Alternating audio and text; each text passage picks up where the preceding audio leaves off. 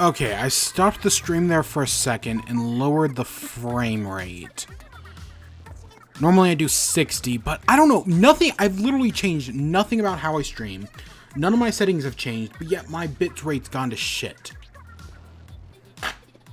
Or I keep dropping frames, I mean.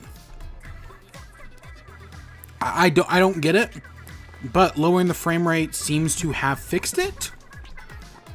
So, freaking hell, let's... So, yeah, Splatfest Part 1, guess, fuck it, who cares? God, it's so dumb. I don't know why it wasn't working. But, let's team Donnie. Now, there were two... So, if you didn't know how this Splatfest worked, is there were two Splatfests leading up to this main Splatfest. They did one Raph versus Leonardo, of which I chose Leonardo and lost. And then there was one of Donnie versus Michelangelo, of which I chose Donnie and won. So I might as well keep all aboard the Donnie train and see if he can win it. Who knows, but I'm going to try.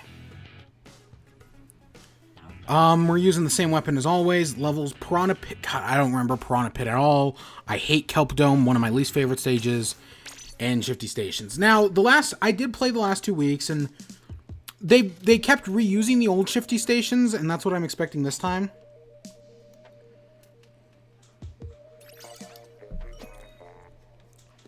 Who knows? It could impress me. It could. Who knows? Just maybe, well, on my bit rate's fine. It's just I kept dropping frames, and I do not know why. I'm trying to figure it out. But yeah. So Splat in chat.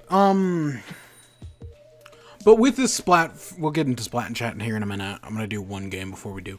But as part of the Splatfest, so it's the Ninja Turtles. Okay, I was admittedly never a big fan of the Ninja Turtles. They were just not my style, really. I mean, yeah, there have been some fun. I mean, yeah, I've seen some of the... Like, I've seen all three movies... Or, have I seen all three? I know I've seen... Of the original 3 movies, I've seen definitely the first 2. Of the, that was such a... It worked. Of the... I saw the remake, I don't remember what else happened in it. I think it had aliens. Were they aliens? It was like a Grail Knight or something who had been, like... Oh god, I don't remember. And then there was, third one... with, freaking Michael Bay's Teenage Mutant Ninja Turtles, where they were originally going to be aliens, but then everyone thought that was stupid, so that didn't happen, and, yeah, I mean, yeah, the movies both sucked, but I did admittedly inherently like the second one better, just because of what it did, but I'm not a big fan of the Ninja Turtles. Honestly, never have been.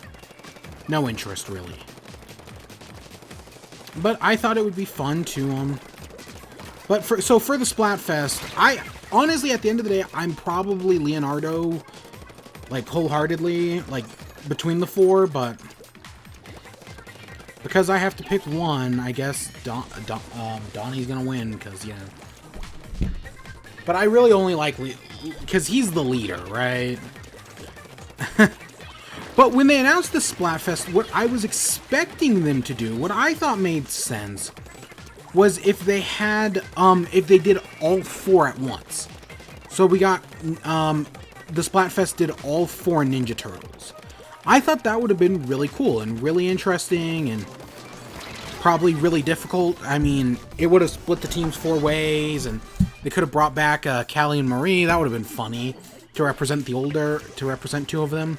That would have been fun, right? Because they had just pushed out the new update X, that adds the X ranking and all that shit. But no, they broke it up into 3 Splatfests, which is why the Splat in chat is so late this month. Because I was so busy Just because I was waiting for the final Splatfest, because that was going to be the most important one, probably. But I do like the idea of them doing it 4 at once. And then in Japan, I know for their 4-character Splatfest, they did Hello Kitty, which I have no interest in either way, but that's why it's the Japanese Splatfest.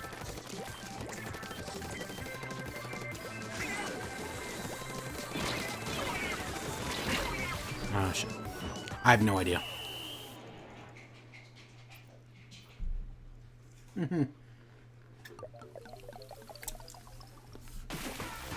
Now, the first Splatfest, Leonardo versus Raphael, went really well for me. I think I got champion rank. The last Splatfest, Donnie went okay. And we'll see how this one goes.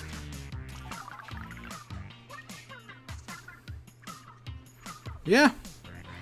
Splatoon 2. So, if you saw the last Splatoon stream, this controller is always low on batteries. It's just because whenever I do the Switch streams like this, I don't charge the controller in between streams. So, like any Switch playing, even though a lot of these streams, I do not play the Switch in between streams. Like, besides for the last 2 Splatfests, the last time I played the Switch... No, that's wrong. I did do a run of Plague of Shadows. Yeah, I did do that. But, I have not really played... outside of Celeste and Kirby, I really have not been playing the Switch that much. It's mostly just been the Splatfests. That's it. I'm not really playing the Switch. I know some people will see that as worse than others. I'm thinking of Josh Thomas right now. But it's not that big of a deal for me, honestly. Because I have been playing other games. I've been doing Minish Cap and Link Between Worlds and Link to the Past. The original Legend of Zelda, right? I've had other things I've been working on.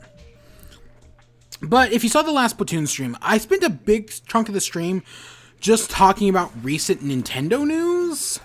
We did a lot of Smash speculation.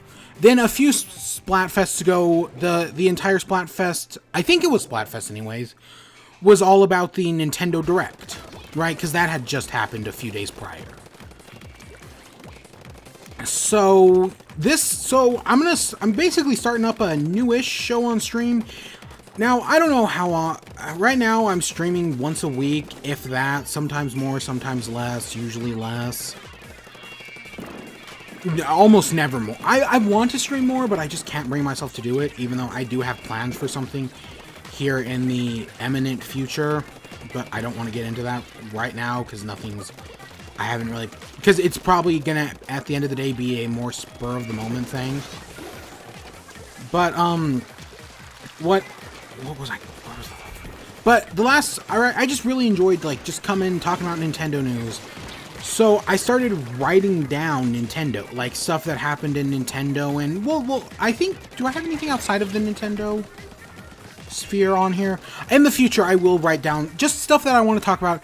Normally, it should go a month at a time, but because of this Splatfest being an extra 2 weeks late, we're gonna have stuff from all the way back in, God, forever ago. Like, the first thing I have on my list is, Animal Crossing loot boxes. That happened over a month ago, probably a month and a half ago. But because there's been no Splat, I haven't had anywhere to talk about it. So, I guess we'll alternate between the older stuff and the newer stuff, just because I do want to get some of the older stuff to talk about, and I do want to talk about some of the newer stuff, and I mean, we have 2 hours to do it, and I completely screwed that up. Oh shit, they died. So, let's start off with the Animal Crossing Pocket Camp loot boxes. So if you didn't hear, so Animal Crossing Pocket Camp is the Animal Crossing mobile game that, much like the other Nintendo mobile games, give or take Fire Emblem, I was interested in at first, but then after playing for like a week, I stopped caring.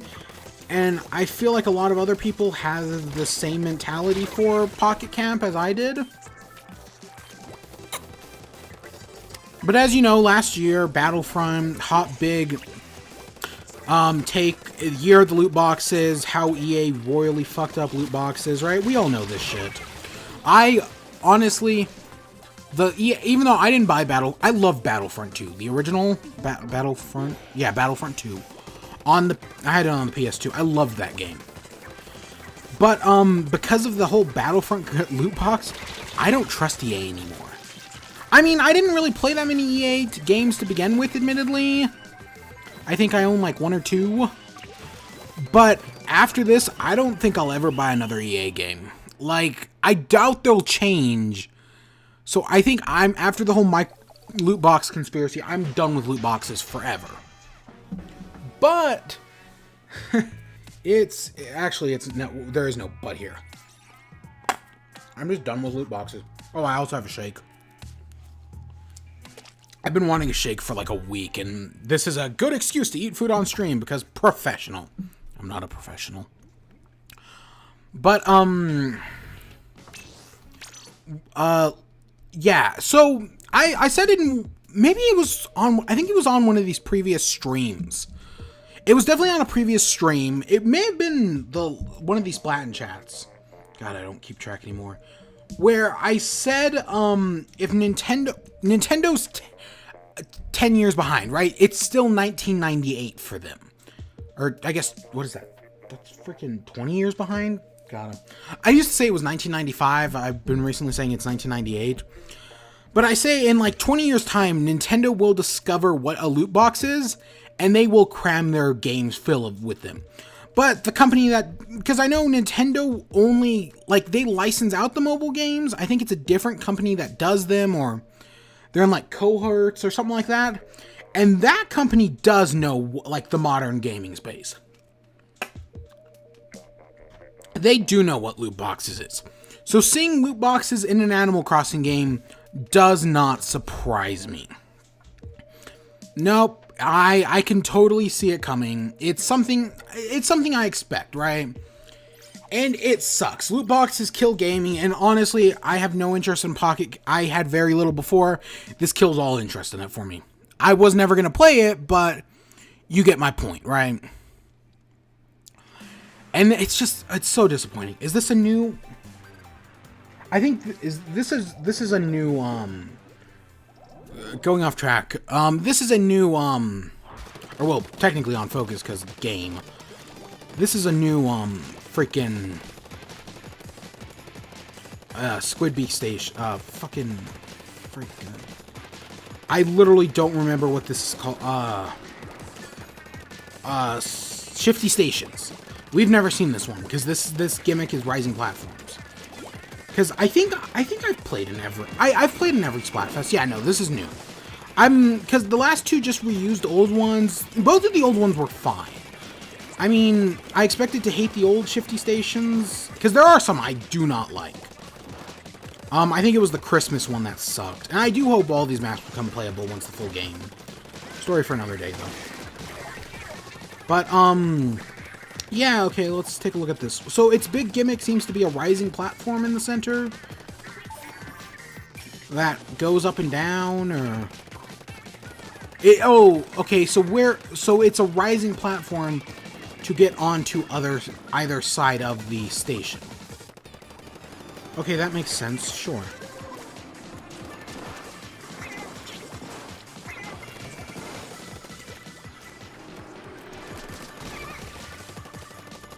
Okay, I guess it's not inherently a bad gimmick.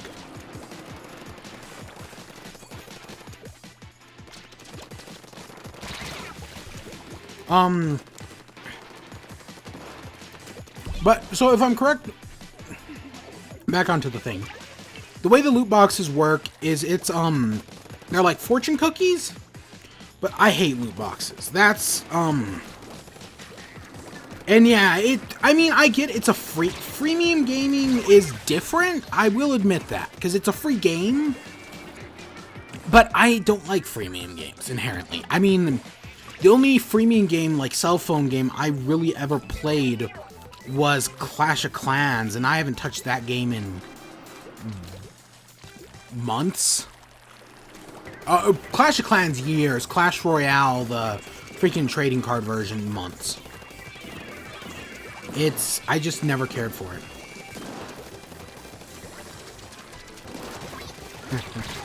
Ah, shit. But yeah, I'm inherently against this, and there was a quote when they announced this whole thing. There was a quote from Iwata floating around that was inherently that talked about putting loot boxes in, like what's New Leaf, and how they thought it was a bad idea, or maybe it was just against microtransactions in general. But well, yeah, I can totally believe that. There is still a part of me that thinks just Nintendo is loved, right? And they know how to make good games, and that's what makes them that's what makes them and Sony the best companies in the industry right now, because they're not doing the loot boxes or the microtransactions. God of War, right? It's just a good, high-quality single-player game. That's what I want. I don't want your freaking Shadow of War crap.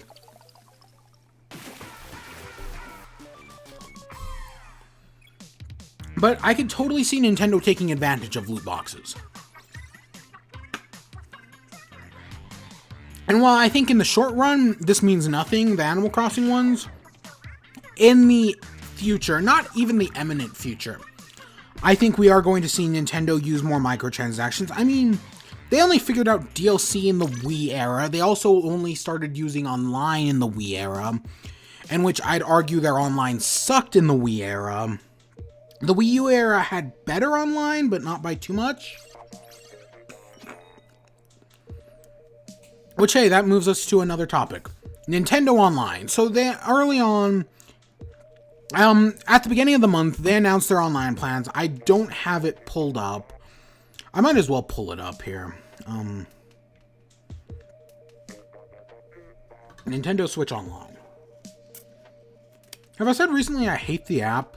I hate the app. I think it's a stupid-ass app. Nintendo Switch Online. Is this what I'm looking for?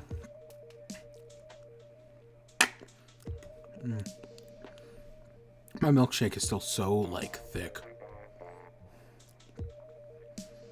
Oh my god. I saw Deadpool 2 yesterday. I have a video going up on that tomorrow. Well, let's see. Online play, battle in your cooperative with players around the world. Mario Kart, right? A bunch of games. That's fine. I mean, as long as it works, I don't have a complaint. So far, it seems to be hit and miss.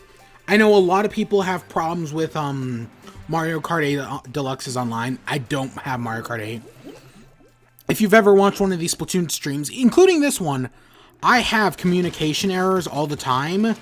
But I think only once on stream has it been, while, like, mid-game? Maybe twice on stream. And the game still thinks that that's my fault whenever one of those communication errors happens. So it could go either way, honestly. But personally, I don't know. Even though I get those communication errors while in lobbies, I never felt like it was a... It never annoyed me like like losing a game mid-match. It was never that bad, per se, anyways.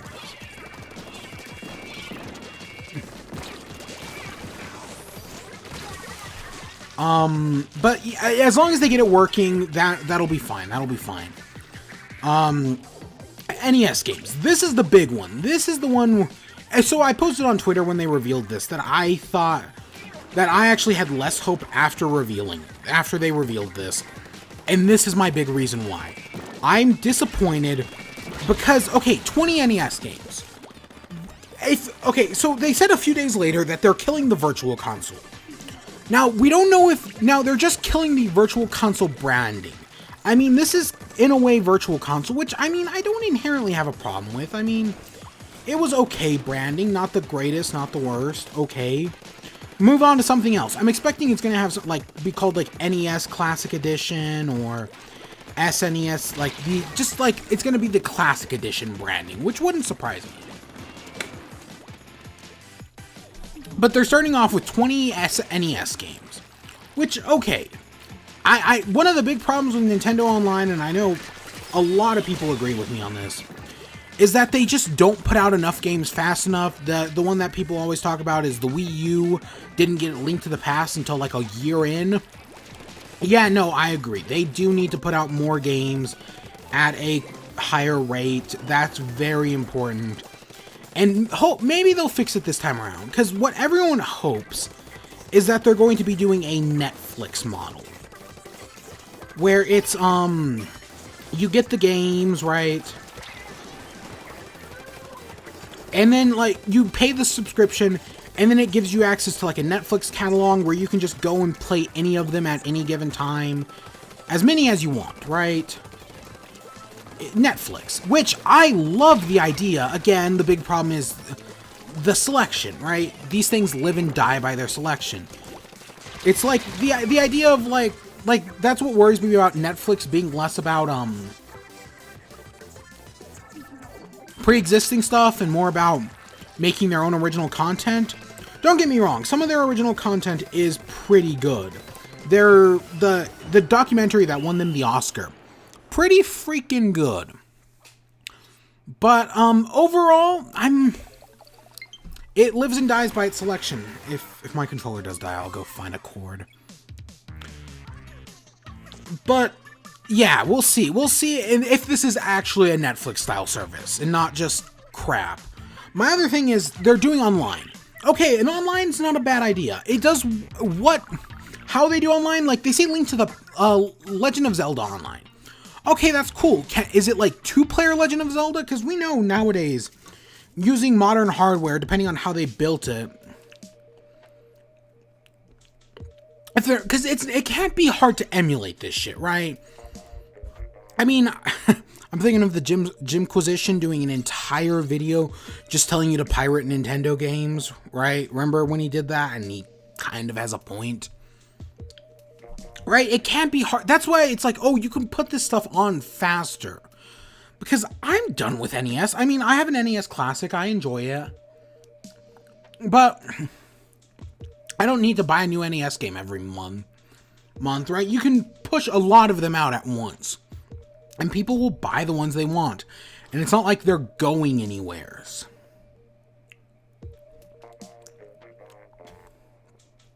But, the thing is, so multiplayer. My hope is, like, 2 players running around, The Legend of Zelda. Because I just played it on stream this year. I had a blast. And I think it would be really cool if you had 2 people running around the world at the same time trying to speedrun the game. That could be really fun. But the way they talk about it, it seems as if it's 2 players both watching the same screen and switching back and forth between who controls the character. It kind of reminds me of the Achievement Hunter, PlayPal, Surgeon Simulator videos, or maybe that was Rage Quit. You know, it's Achievement Hunter. Where it's, where one person controls the fingers, one person controls the hand. That's honestly how they describe this.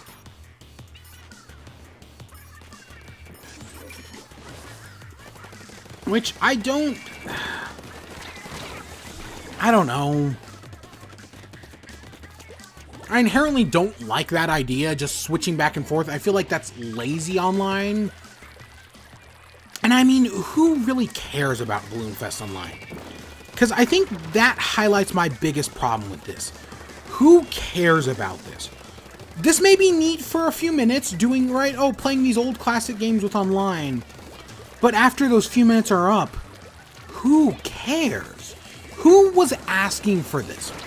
Who said, I want to play Balloon Fight, you know, the classic NES game, but I want to play it online with my friends using Nintendo's shitty voice chat app.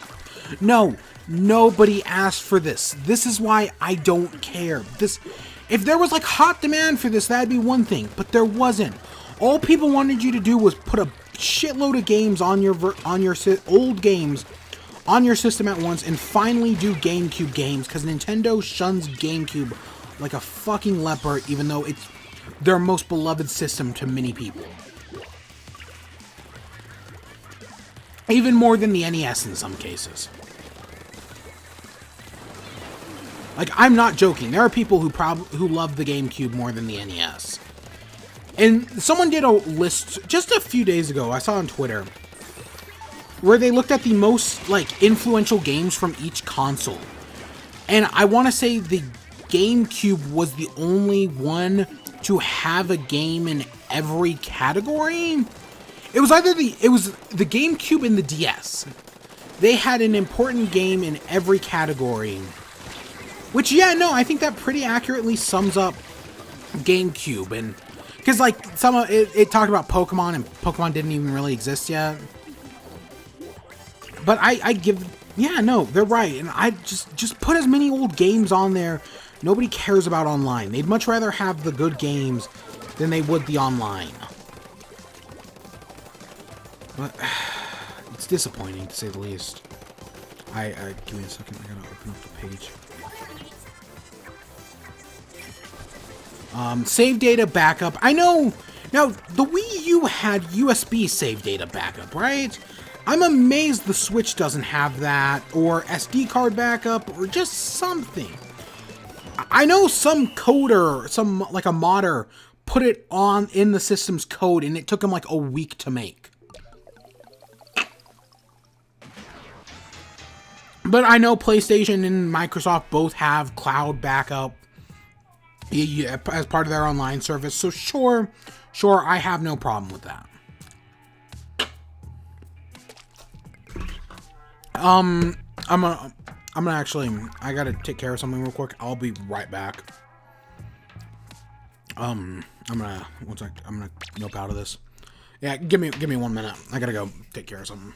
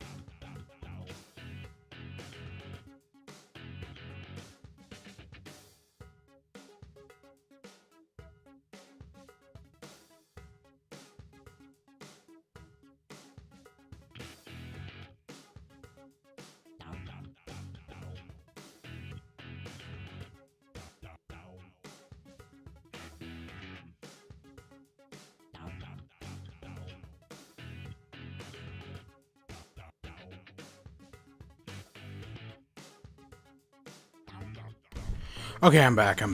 I had to go take care of them. It's amazing how little I've touched this shake. That is good.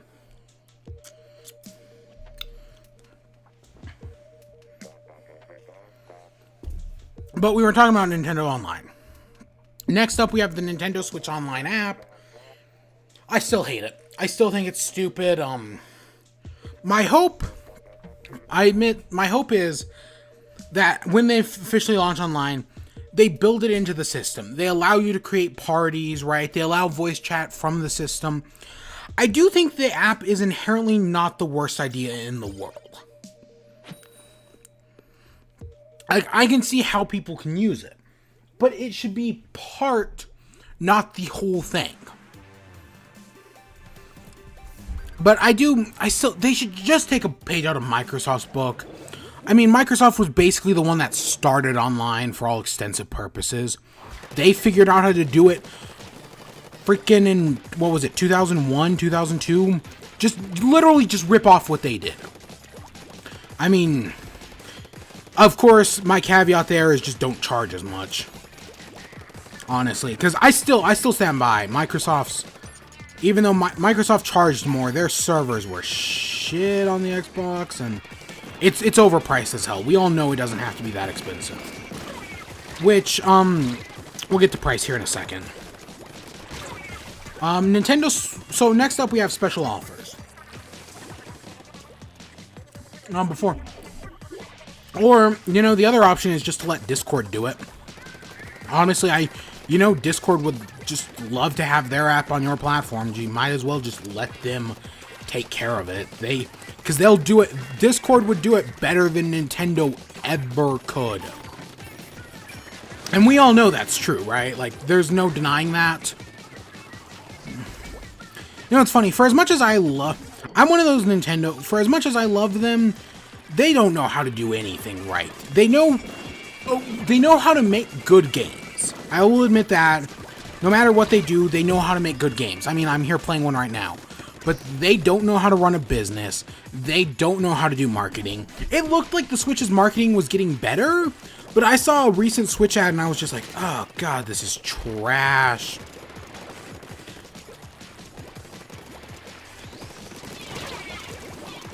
They just don't get it. They really don't. But they know how to make good games.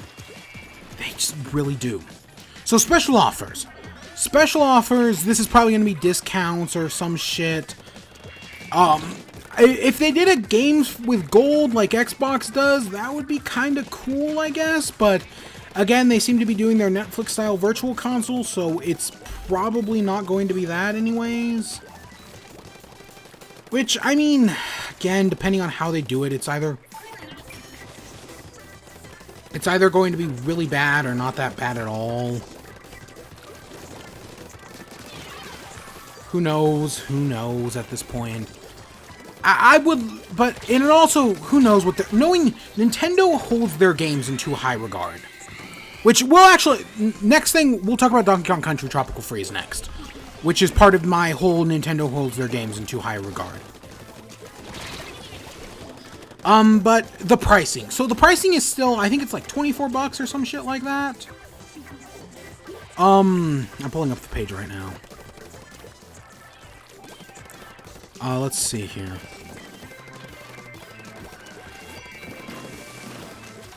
Just cover as much as you can. Pricing. So for 1 month it's $4, 3 months it's $7, and 12 months it's $20. Barely. I actually thought we had it there for a second. That's not a bad price, honestly.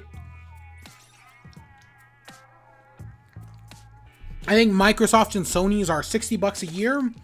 That's not bad. I mean, there are different services. Nintendo's a lot more lackluster. And it is kind of reflecting in their performance, sadly. But, it's not a bad pricing at all. Yeah, no. But there's also this family membership where if you could, we don't know about the details. We'll find out later this month, I guess.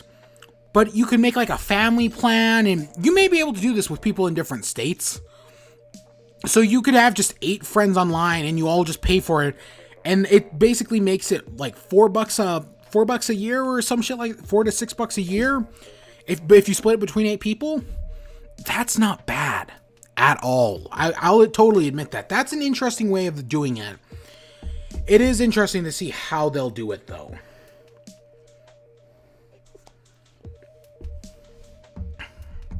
But a majority of my criticism, I mean, the price point does dispute a lot of it. I'll admit that. I mean, it doesn't completely write it out the picture. It's basically like, it's basically one of those arguments where the No Man's Sky. No Man's Sky was an alpha game that charged $60, and even though they just multiplayer. Oh, we should talk about that for a second. I'll get to Donkey Kong Country Freeze here in a second. But No Man's Sky is charged full bucks for a game that was an alpha, and it doesn't feel like it is. Even now, they're finally adding multiplayer, which is cool, admittedly. I'll admit that's not a bad idea. And while I know there are some cool new updates to it, I still do not feel like it's worth the $60. I should have grabbed my charging cord while I was up. I'll have to pause again here in a little bit. But No Man's Sky is coming to Xbox. Let's go off topic. Well, let's just finish up with Switch. God, I'm all over the place. But I do think inherently that, yeah, okay, price will make all the difference, and it could still impress me. Who knows? Only time will tell. Yeah, No Man's Sky. So No Man's Sky got multiplayer. That's cool. I inherently like that. Should it have had it a long time ago? Yeah. Should No Man's Sky have been pushed back a year to have more development time? Definitely. Was No Man's Sky hyped to all hell, so their only option was to release it in a gimped alpha state, so that way they could kill all the hype and maybe actually make a game that closer resembles what they want? Was it all Sean Murray's fault? Yeah, probably. But God, that's 2 years old story. It's coming to Xbox. If you're an Xbox owner who for some reason wants it, go buy Subnautica. But multiplayer, sure. Honestly, I have Subnautica on PC. A lot of fun. But Donkey Kong Country Tropical Freeze. So, if you didn't hear about this, so Donkey Kong Country Tropical Freeze released on the Wii years ago. And it was, I think, some people say it's $50 at launch. I don't remember it being 50. I thought it was standard 60. The only Wii game I knew was cheaper was, Captain Toad Treasure Tracker, which also seems to be being $60. And didn't they give away a free Wii game with, Mario Kart 8? Which, God, just think about that. The Wii U was doing so bad that they had to give away a free game just in hopes of enticing more people. And that's how they did it with Mario Kart 8. That happened.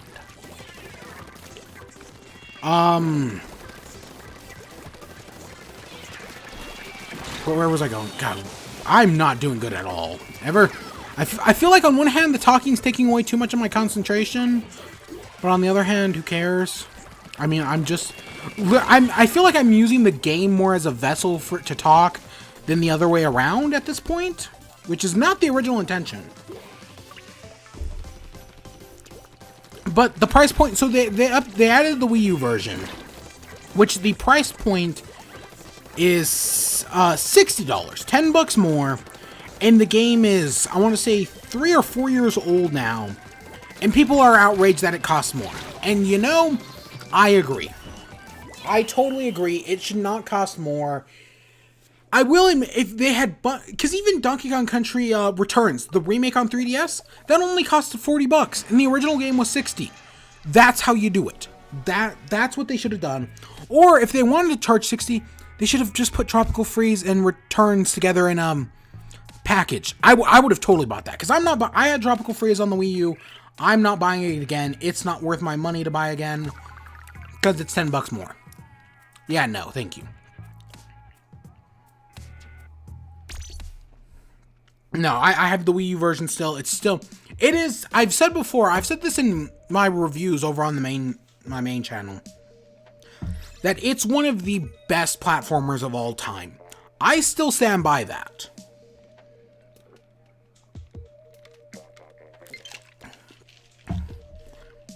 Oh shit. I'll be back.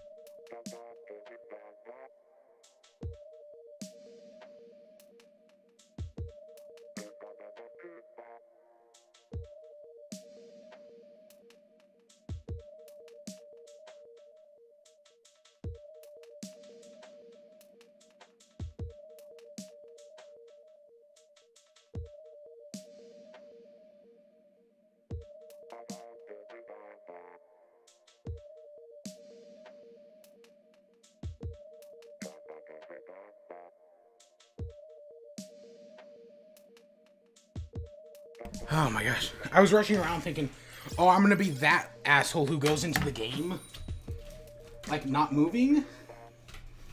But, Okay, let's hope this boots up.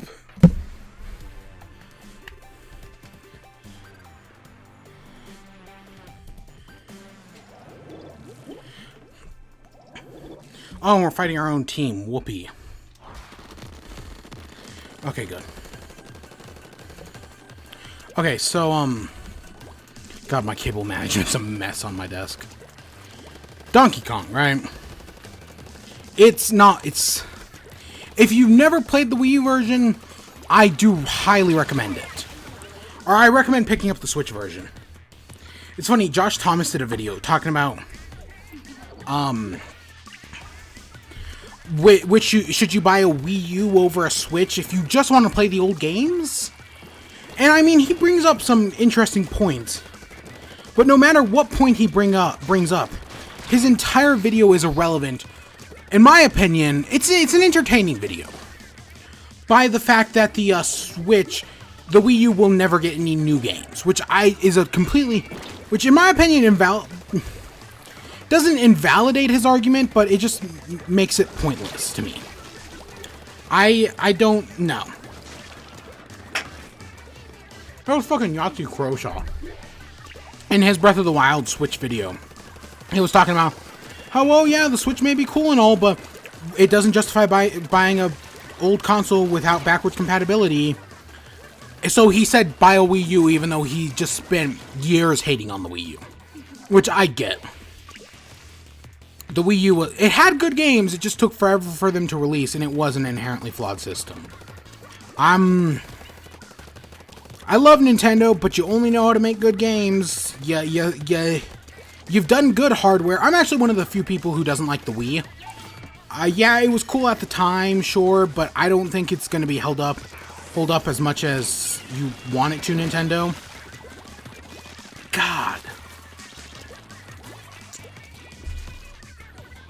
But who knows? But it should not be. No, who was it?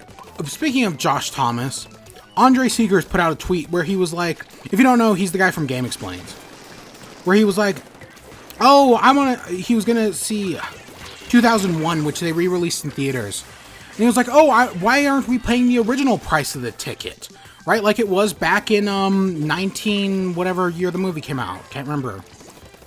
And okay, I see his argument, but it's a fucking stupid argument. He's completely wrong, because Donkey Kong Country is just a few years old. That movie's over 30 years old. Or, yeah, I think, is it 30 or 25? God, I'm losing my mind. But no, I remember reading that tweet and thinking, you know, it's moments at these that I think, maybe Josh Thomas was right about Andre Seegers. I mean, God damn it, he actually See, on one hand, I'm like, no, they're not mindless Nintendo fanboys.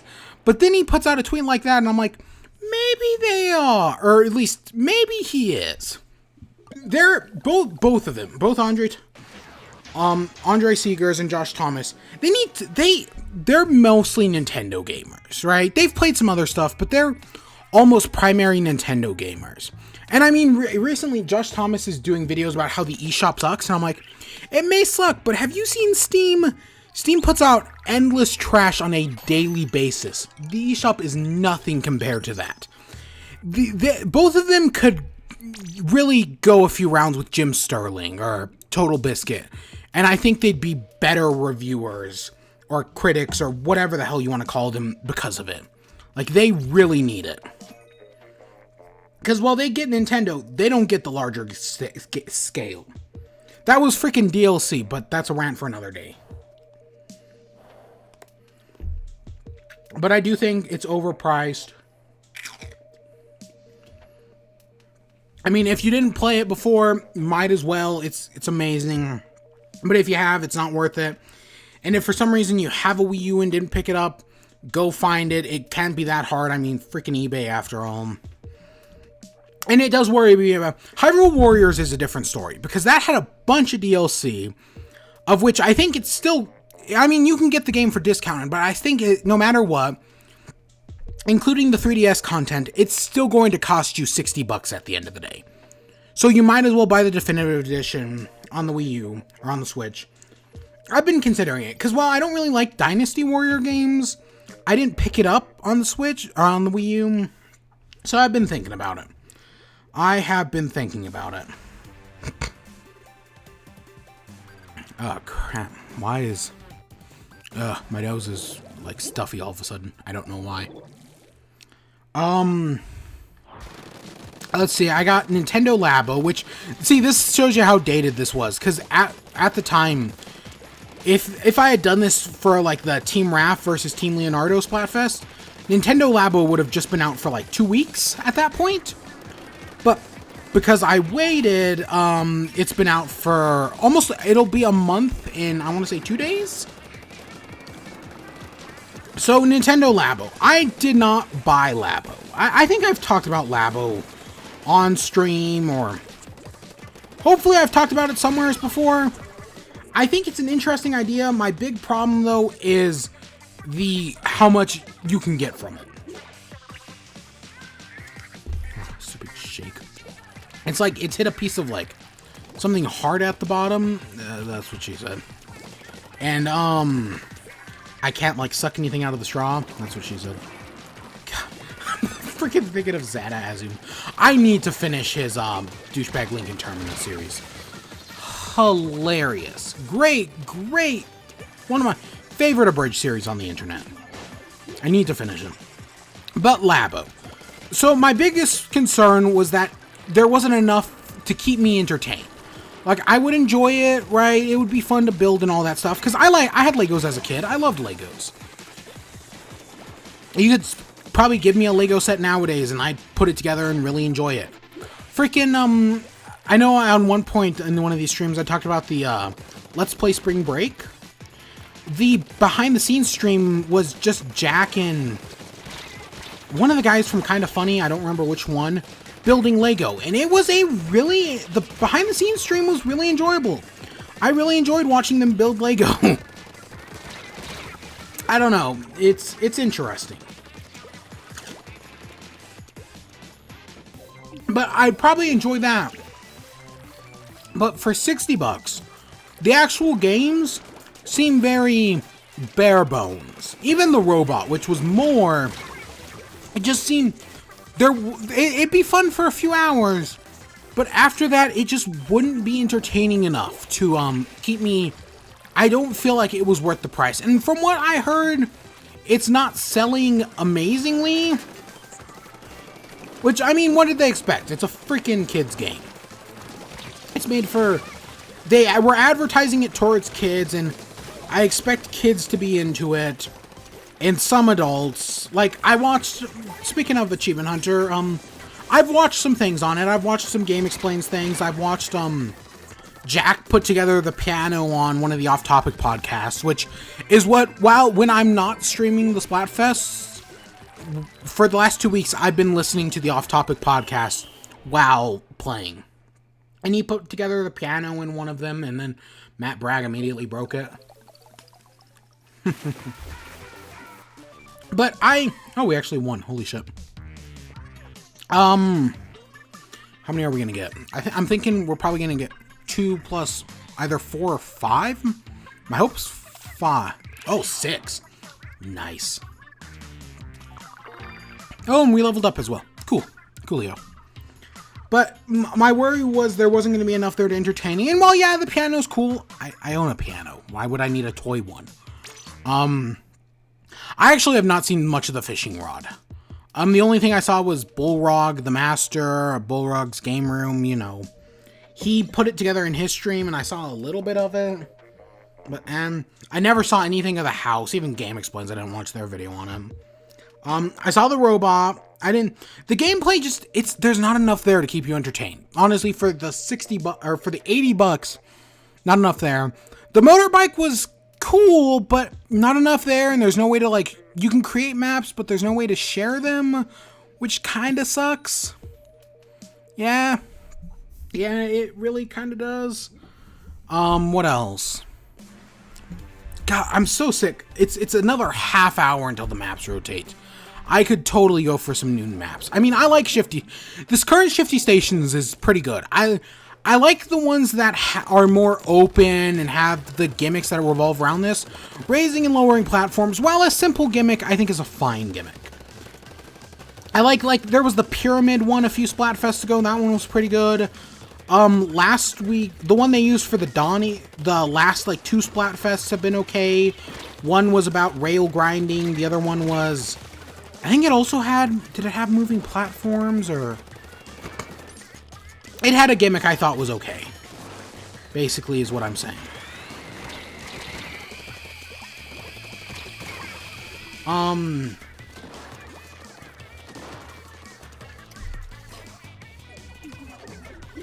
I need to finish this shake. It is really melting. I've been so distracted by talking. This is probably the most I feel like I've talked in a stream in a long time. Even the last Splat chat, I don't think I talked this much. Which, honestly, I think makes for a better stream. I'm just gonna put it out there. Because, to go off track, which, I mean, I've been doing a lot, these Splat chats are probably going to be... Right now, they're called Splat chats because I'm doing them in Splatoon with the Splatfest. And even when, presumably, the Splatfests end in 2 months, I'll probably just continue to play Splatoon or something. And then when Smash Bros. Comes up, they'll probably be called Smash and Chats.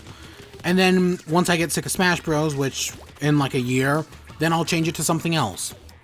You don't get sick of Smash Bros. I'll just move on to do something more entertaining. Alright, or just for variety's sake. But I do want to do, like, this monthly style talk show, just with the news and that stuff. Nintendo or otherwise. I think I just like that's fun. And hey, with E3 coming, I'm going to do E3. You know, it's funny, I haven't done a gaming video in almost a year on my main channel. Last time was Spectre of Torment. I'm probably going to be doing a gaming video. I'm going to be covering E3 on the main channel. Probably not on stream. Because I consider it a challenge. It basically is like a test of my skill to see... Because it uses a lot of formats I use in the casual reviews. And I'll find some gimmick this year like I did last year to do it. But I always enjoy doing the E3 coverage. It's just something I have fun with. I like coming up here and sharing my opinions, even if nobody cares. Right? It's just fun to do. So I will definitely be doing E3 coverage this year. That starts in a month. All the shows are scheduled. Squeenix has a show. Just last night, Devolver Digital announced that they're going to have another show this year. Last year, Devolver Digital had the best show of the year. I don't know if they can top it this year, because it was an amazing show. It was like 10 minutes, but it was the best 10 minutes we've ever seen. It's going to be about loot boxes. I guarantee you. And it's going to be amazing. I hope it's amazing. But Labo, last thing I guess I'll say on it. I just don't think it's worth it. The games just don't have the lasting power I'd want them to. It's kind of like ARMS. ARMS didn't have legs. Yeah, no. Well, I mean, it was a fine game. It just did not have the enticing.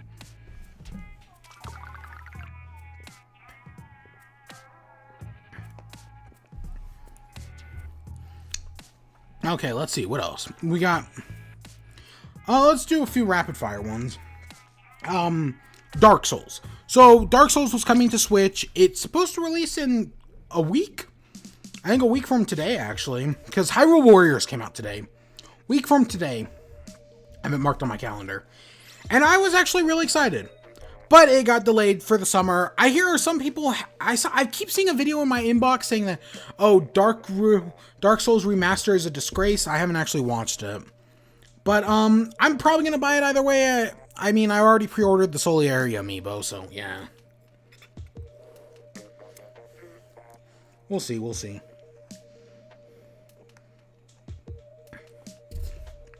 There's a rumor going around of Fortnite coming to the Switch. Okay, sure. I mean, Fortnite's already on track to make all the money in the world, kind of like Call of Duty does on a yearly basis. It's overtaking PUBG at this point. I think I've said this before. Between Fortnite and PUBG, I like PUBG better. I think it's a more solid game. And I stand by this. I don't think I've said this on stream.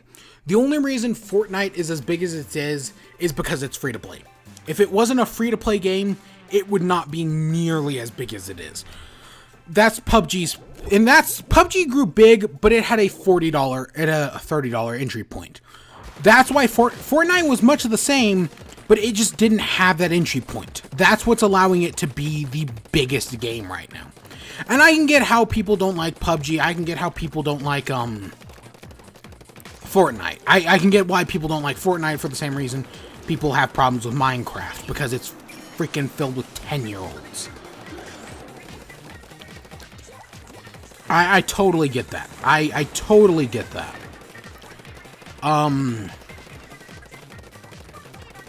But Fortnite coming to Switch, yeah, sure. I have played a little bit of Fortnite. I've played a little bit of both. Like I said, I enjoy PUBG more, but yeah.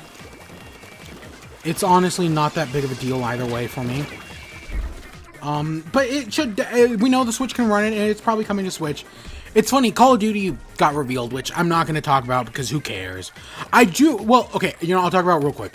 I know some people, I think people are annoyed by the fact that they're losing the single player campaign, but I honestly don't know a single person who has played the single player campaign in a long time. Like, I feel like nobody plays it. So why put all the resources into it? I'm actually kind of on board. I mean, I know there always will be outliers, but in my experience, nobody does. I mean, the last Call of Duty single player campaign I had fun with was either World at War or Modern Warfare, the original Modern Warfare, whichever one came more recent. Modern Warfare 4 is in my all-time favorite shooters. I never even played the multiplayer. But yeah, I just loved the single player. I really did. I've said in my favorite genres list, which I don't really have, but I also kind of have. I never really thought I liked shooters. I mean, I played Battlefront, but other than that, eh. But I actually really love single player shooters. Your BioShocks, your BioShock Infinites, your Dooms, your other ones I'm not thinking of. Your first Splatoon 2 single player kind of sucks, I'll admit it. Splatoon 2 had a much better... Oh shit, I did not expect that to happen. Had a much better single player. Yeah, the first Splatoon. But Splatoon 2 is the only shooter I can get into the online mode. Like, it's the most enjoyable. I know how people get into Rainbow. I don't play it. But Splatoon, I just get. It makes sense. I get it.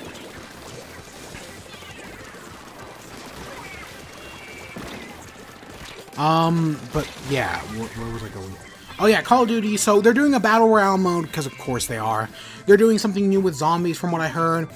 Speaking of Rainbow, I was told that the single player in the new COD, or the multiplayer, feels a lot like Rainbow, which... Okay, sure. I know a lot of people love Rainbow. And I'm always down. If you can get into one of these shooters like the way I get into Splatoon, at least for these Splatfests, then yeah, more power to you. I can totally see the enjoyment. Oh, water is good. That's something. When you have a good shake, sometimes a good glass of water with a shake just tastes the best. I get it a lot with Wendy's Frosties.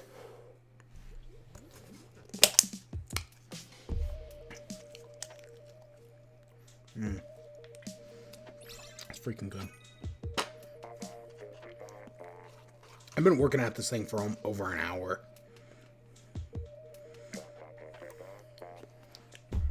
But yeah, Fortnite, come to Switch, yeah, totally. Make all the money in the world, who cares? Nintendo had a new president. I do not have his name. I don't remember what his name was, but I know Kimishima, the old one, I guess, the one who came after Wada. He was just an intermediate president until they bring on the new one. Makes sense. The new guy is a lot younger. I think he's in his 40s. And hopefully he'll be good. I do hope. Maybe Nintendo will finally learn some things. Maybe they can finally figure this shit out. Probably not, but who knows? I don't know. But I'm sure. I'm fine with Nintendo having a new president. That news is probably also a month old. I got 3DS until 2019. So in that same earning where they announced the new president, they said they're going to continue to support 3DS into 2019. I mean, they've hinted at this with the remake of Bowser's Inside Story, which no interest in. Who cares? I've said before, okay, 3DS 2017, we didn't know about the Switch. I get it. Wow, that was pitiful. 3DS in 2019, 2018 should be the last year. Don't continue to support it. I know the 3DS sold, what is it? It's sold about the same number of units as the PS4, right? Something like that, at least. But you should not be supporting it. I mean, PlayStation's already talking about getting the PS5, which I didn't actually. Did we talk about that in the last Splat? Yeah, no, we did talk about that in the last Splat in chat. See, I like how these things come full circle. I'm gonna enjoy, now that I'm officially like, yeah, this is what I'm doing on a monthly basis. I'm actually really happy to be doing it. It'll probably be at the beginning of the month from now on, instead of here in the middle endish. Yeah, I know, we're near the tail end of the month. Hopefully, anyways. That's my plan, but we'll see. I mean, I don't know what the Splatfest next month, if they're going to do it at the beginning of the month, or if they're going to basically do it about a year apart. Who knows at this point? Well, I'll figure it out. I'll figure it out. But 3DS, no, they should not be supporting it into 2019. It's still a 240p screen. No, Nintendo. I get it. It's sold a lot, but sometimes you gotta be ready to replace your hardware. And you have replaced the 3DS with the Switch. People are loving it. It's still selling really well. And I see with Smash coming out, gosh, did they pick a good time to reveal Smash? Like, I know we're kind of in a game drought right now with the Switch, which I know pissed some people off. I personally don't really have a problem with it. Holy shit, that was cool. Oh my, I was playing Shovel Knight, and I had a really cool thing happen, and I went to hit the save clip button. It doesn't work in Shovel Knight. Gosh, I wish it was a firmware thing and not like a per game thing. So that way you could just do it on anything. Because there was a really cool thing.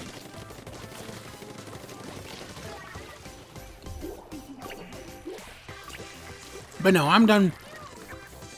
The only 3DS game I will probably buy again, or that I will buy, is probably Ultra Sun and Moon, just because I never picked it up at launch.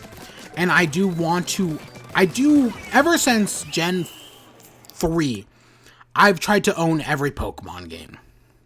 So I will probably pick up Ultra Sun and Moon at some point. But not in the imminent future. Maybe around like a Black Friday or something.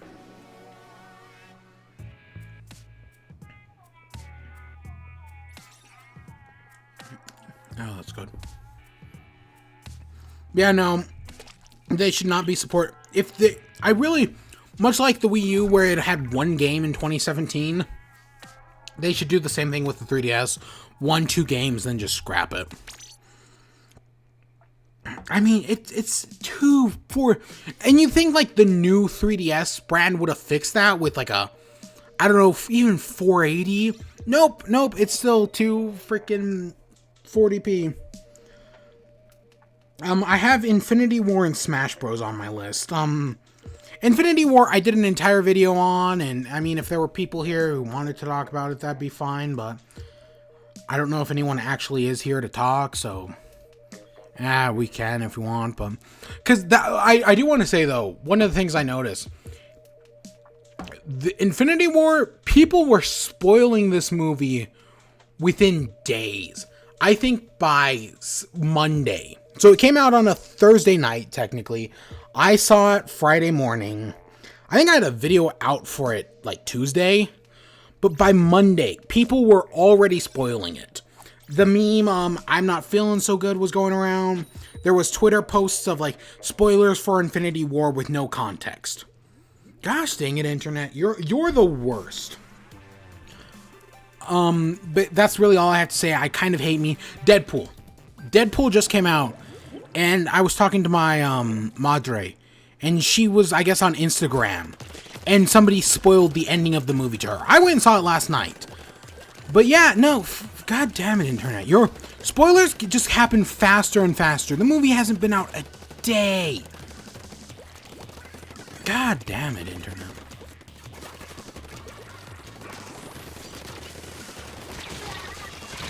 I hate you sometimes.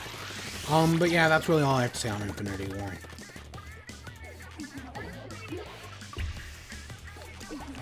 I did an entire video over on the secondary channel. You can find it off to the sidebar on the main channel. Go check that out. I go into depths. I have a video coming up tomorrow on Deadpool 2. If you're at all interested, I filmed that earlier today. So, I mean, we could talk about that as well, but nah. It's not that big of a deal. Let's see, what else? What else do we have?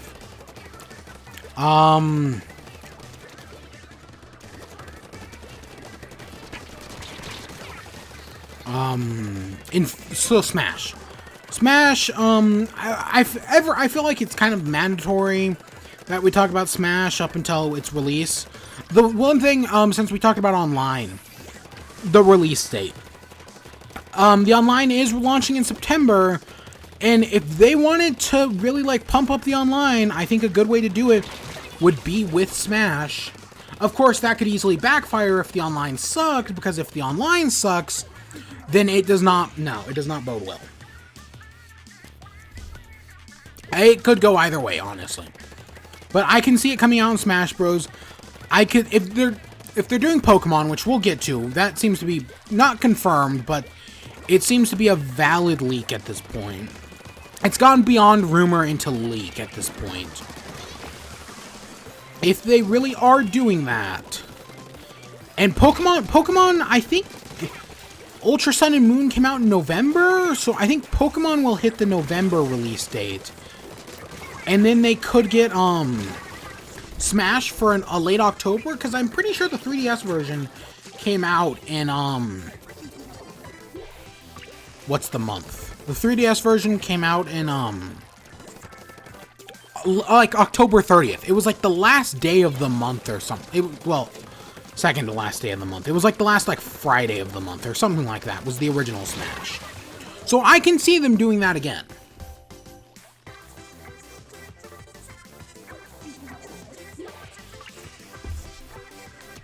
Honestly, I could see Fire Emblem in September, Smash in,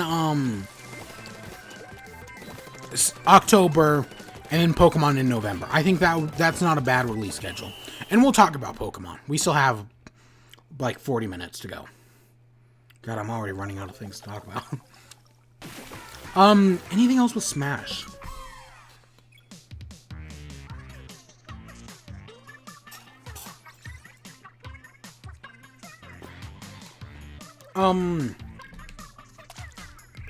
Awesome. We're actually doing really well.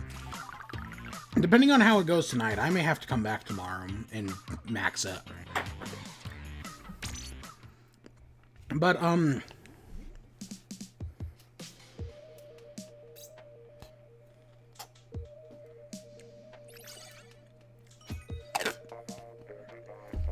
you know what I guess we could do?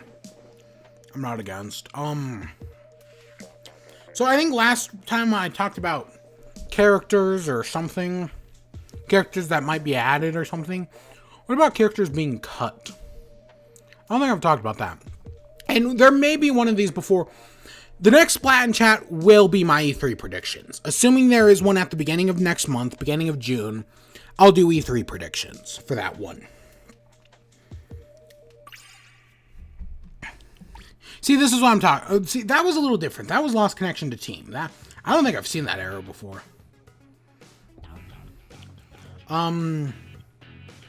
Oh, let's just go back in.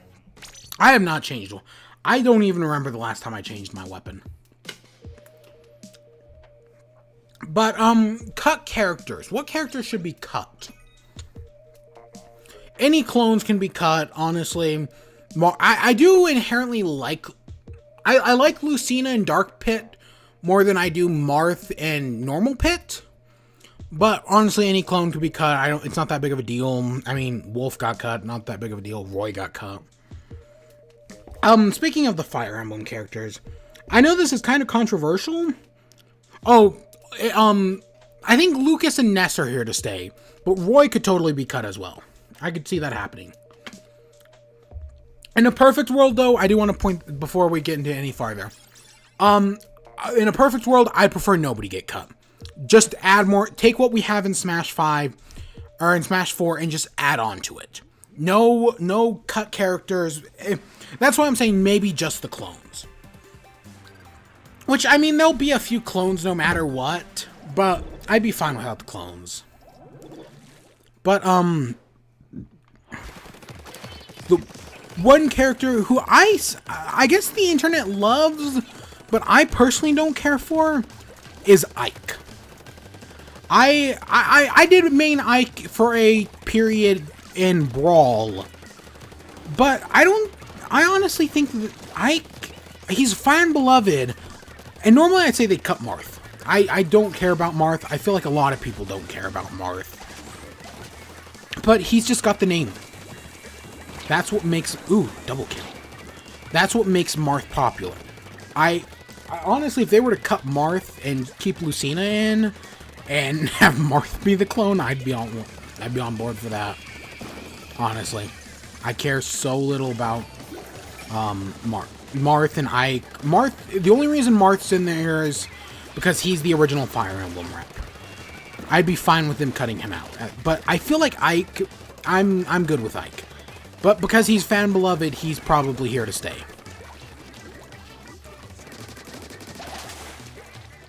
At least that's my hot take on it anyways. Who else? Who else is there?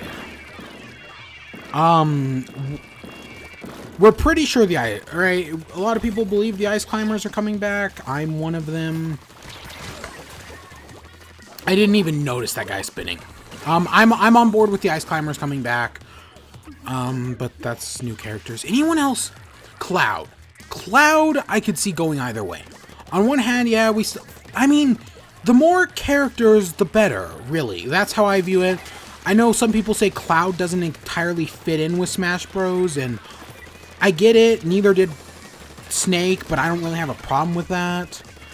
But I think it'd be cool to see, Cloud. I think that'd be a lot of... Yeah, sure, bring him back. I really like playing as him. That's same thing with, Robin and Corrin. I know they were both basically in the game to promote their games. Because Smash Bros. It's one of those things where it does promote other games. But I like the way Robin, that's why I'm fine with cutting Ike and Marth and Roy, because Robin and Corrin just play so much more interesting as compared to some of the other Fire Emblem sword fighters. Right? They have more unique movesets. I really enjoy them. I could see why people would want either of them cut. Where is everyone? I feel like they're missing someone. I don't know. Maybe I'm losing it.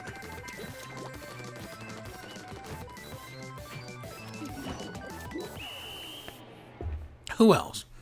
I think Mega Man is safe. Mega Man and Pac-Man are both safe. I think there was a rumor, like a tweet or something, that Bandai Namco is working on Smash, or something like that. And yeah, Pac-Man, or well, is Pac-Man's, yeah, Pac-Man's Bandai Namco. He's safe, definitely. With Mega Man having a new game right around the corner, I wouldn't see a reason why they'd cut him, honestly. He's, same thing with Ryu. That's the thing about these legacy characters. Legacy characters like, right, Mario, Sonic, and Mega Man and Pac-Man all work in Smash Bros. And same thing with Crash Bandicoot. He's a legacy character who would totally work. Crash in Spyro. I know there was that rumor going around about Crash and Spyro that I think we know is fake, but honestly, I'd be fine with both of them.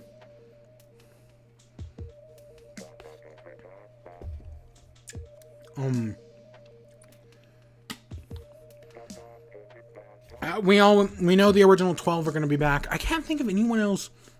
I've talked before about Bayonetta, how there are people who think Bayonetta should be cut because she's too OP.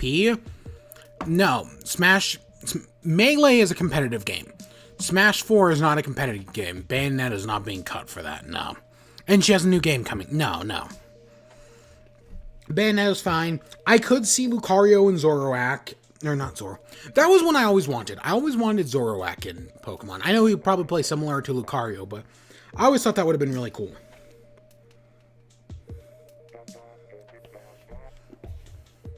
I was thinking of Greninja. I could see either one of them being cut. Again, I don't want anyone to be cut, but I could see either one of them being cut. I was okay with Lucario. I did not like Greninja, admittedly. Nah. I could not get around him. A new Pokemon from Gen 8 would be cool, sure. I am admittedly against bringing back the Pokemon Trainer, unless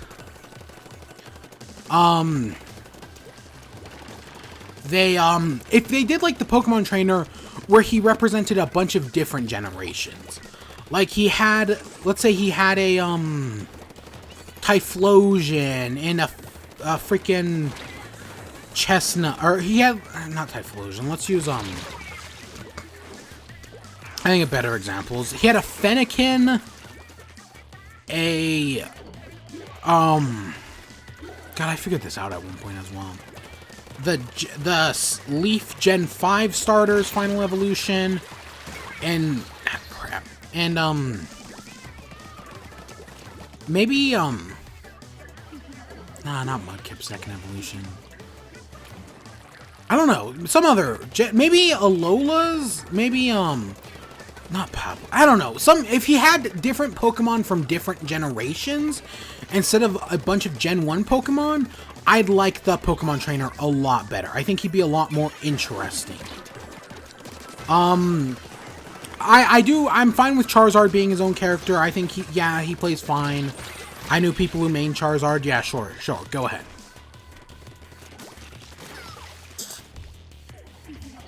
But that's my condition for the Pokemon Trainer. Which, oh yeah, characters cut from previous games. Honestly, I've said this before. I'm not against, like, Young Link coming back. Because Young Link was Melee, right?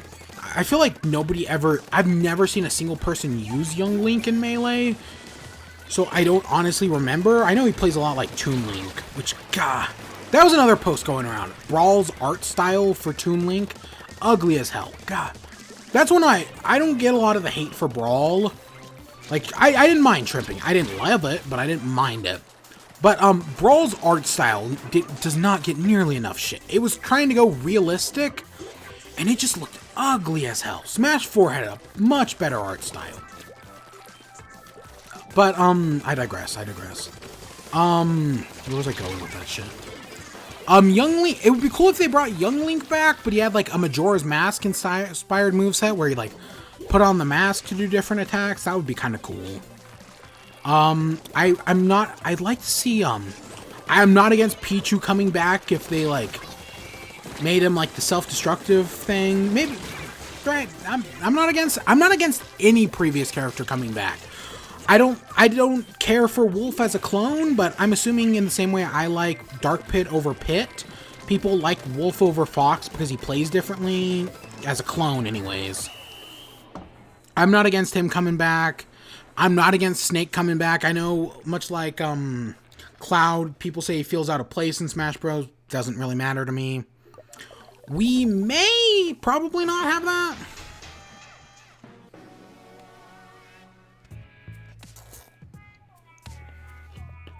But yeah, that's my cuts. Again, I'd prefer nobody and just build on the previous roster, redo some of the old characters, which is what they're doing. I'm excited to see what they're going to do with the old characters. I really am. There is so much potential there.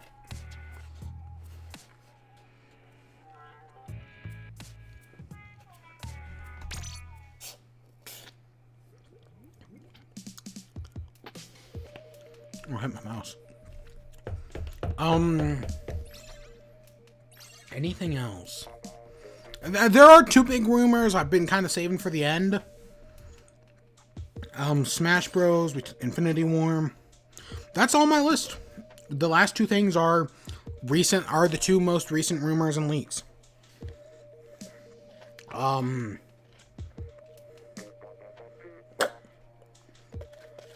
I feel like I had so many topics and I feel like I talked about some of them so fast, even though I also spent forever talking about freaking Pocket Camp and freaking Nintendo Online.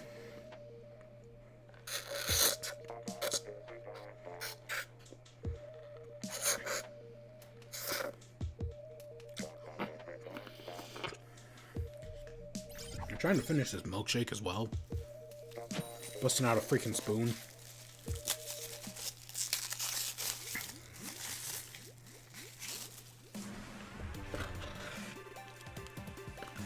Chocolate chips.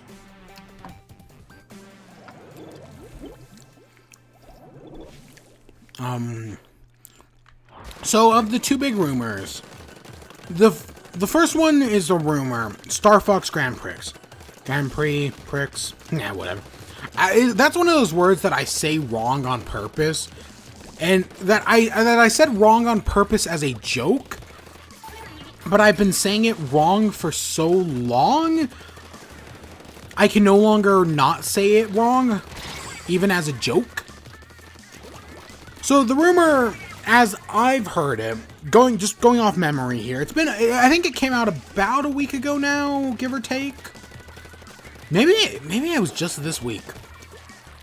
It's rumored that Retro is working on a new Star Fox game, but instead of being a traditional Star Fox game,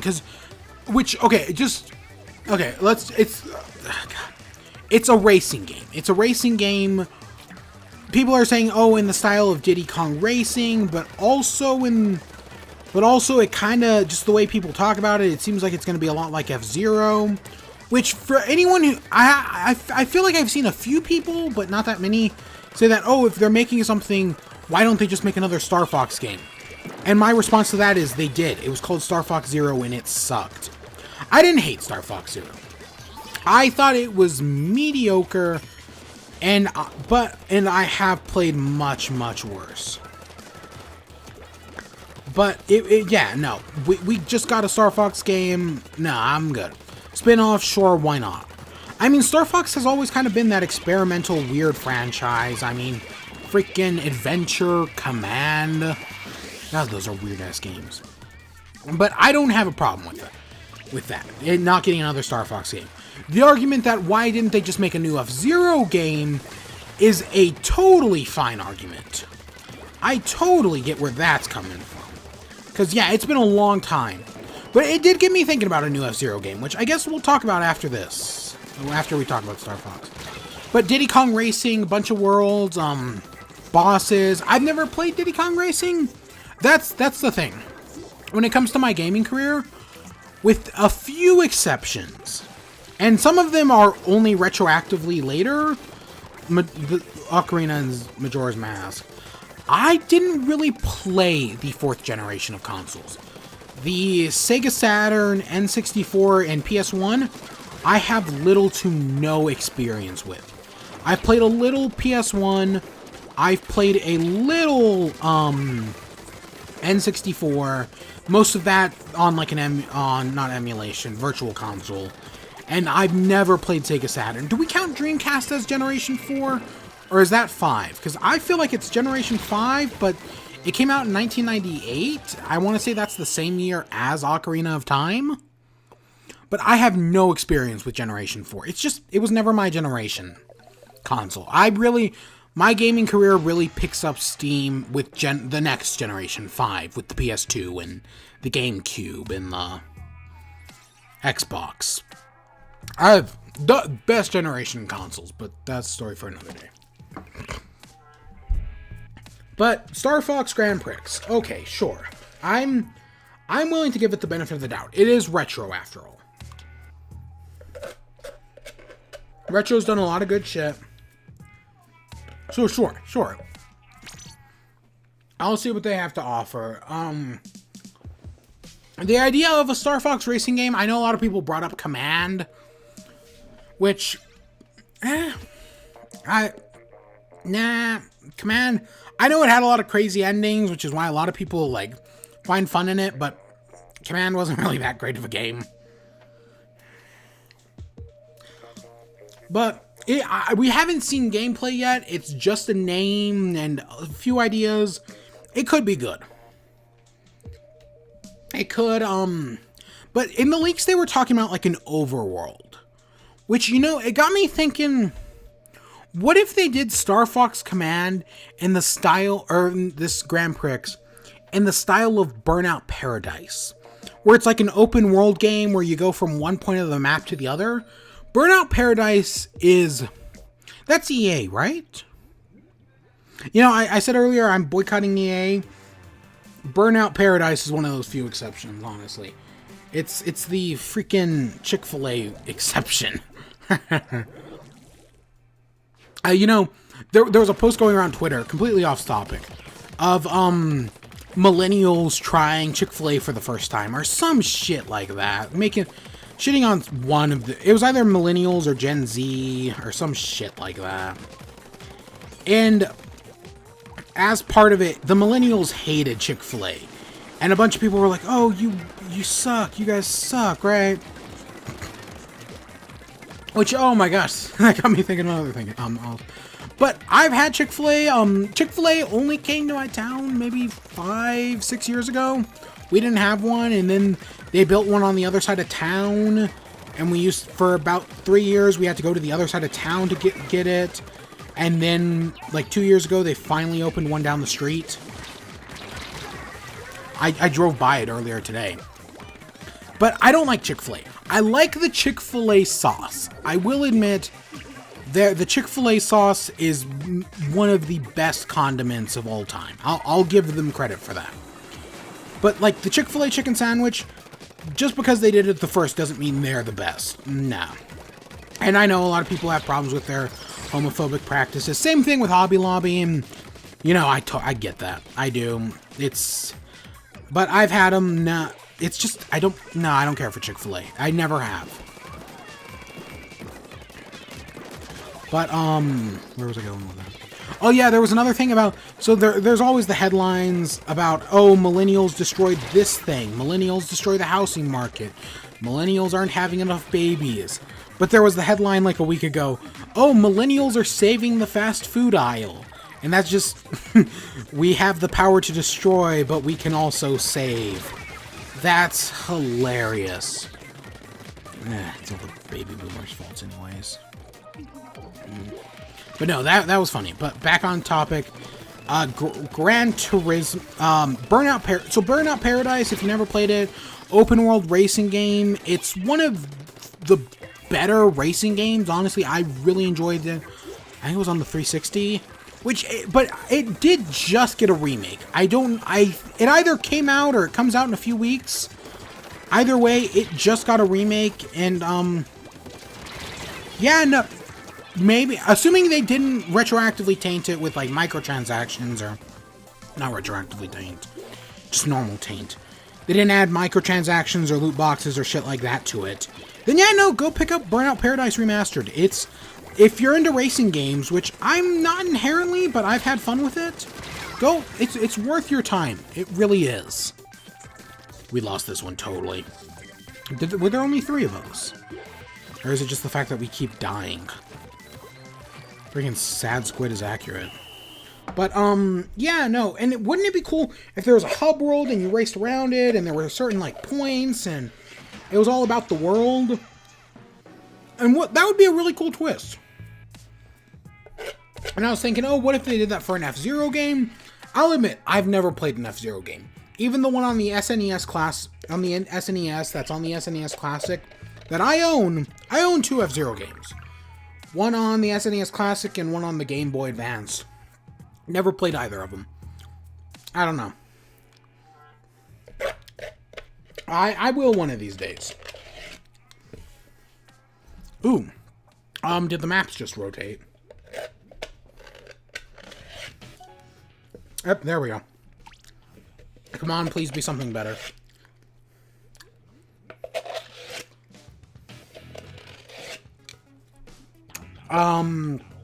The Reef. I don't even remember the last time I played the Reef. Wow, it's been ages. It's a fine map. I think I liked it in tower control. I have not played one of the ranked modes in a long time. Moray Towers I also hate, but that's a story for another day.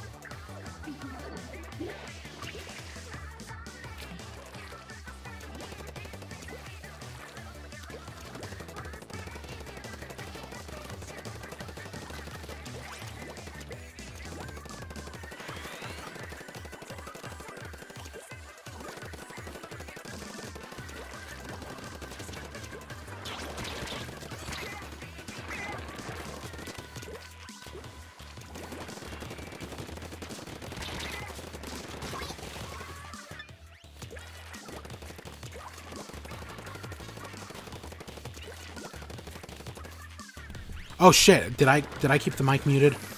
Crap! I've been talking for like minutes now. Star Fox Grand Prix, yes, okay, I want to see it be real, just because I'm curious on what it is. I didn't really play Diddy Kong Racing, but it could be good, okay? That's what I said before I lost the mic, when I came back, and then somehow I brought it over to Shadow of the Colossus, which made me think of another topic. Shadow of the Colossus is one of my favorite games of all time, and we'll get back to that after we talk about this. But they're doing a Kickstarter right now for a spiritual successor to Shadow of the Colossus. Shadow of the Colossus, that's always a game where I'm like, why didn't anyone just make a spiritual successor to this game? I know, so like, there was one of the Castlevania games had Shadow of the Colossus-esque segments, and that was kind of cool. I don't like Castlevania. In the Metroidvania genre, I'm a big fan of the Metroid, which, okay, that's an asterisk, because I'm not actually a big fan of Metroid. I played Metroid 2, and that was it. A little bit of 1, a little bit of... Actually, really never played Super. I love Other M, but I know that's a controversial-ass game. But I know people don't trust Kickstarter. How did I get to Metroidvania? Oh, yeah. I know people don't trust Kickstarter, and I get it. I really do. I know Kickstarter has had its problems.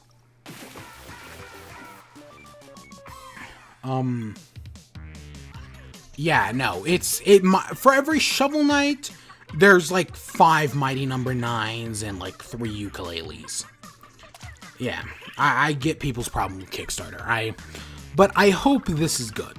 I really do. It's called Pray for the Gods. It's coming out on... Oh, this is like a year old at this point. The Kickstarter was a while ago. I think it was fully backed.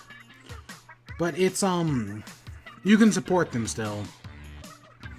$500,000. I don't know. I only found out from, Nick Gregario, one of the guys from Kinda Funny. But it's coming to PS4, Steam, and Xbox One. I love for it to be on Switch. It's probably not going to happen. I don't know when it's coming out, but I just found out about this, and I'm like, why have we not got another Shadow of the Colossus? I mean, it's just... I know Last Guardian and all that shit, but Shadow of the Colossus is just so good. I've always wanted another one, and this looks like it'll finally be it, and I'm really happy. I'm really excited to see where this goes. And I'll pick it up. But with Shadow of the Colossus, that got me thinking. I said, if you saw I mean, nobody from here has seen my E3 stuff on my main channel. But on my E3 stuff on my main channel, I don't own a PS4. But I said last year I was considering getting a PS4. Because how I did E3 last year, my gimmick was... I did a little segment before the show, and then I did the review of the show and talked about, like, oh, did it live up to my expectations and whatnot? Because at the time I wasn't streaming and I didn't really have a way to give predictions or anything like that. At least I don't think I did. And I mean, like I said, we'll probably do predictions early next month. Because next stream will probably be Link to the Past again. We'll knock another dungeon or 2 out. And then presuming there's another Splatfest, we'll do another Splat and chat, and that one will be all E3 predictions. Probably.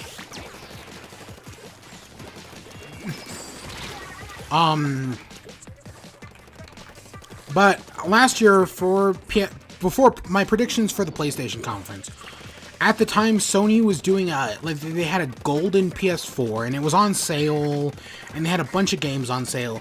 And I remember saying, like, oh, I want a PS4. I hope this conference convinces me that a PS4 is worth buying.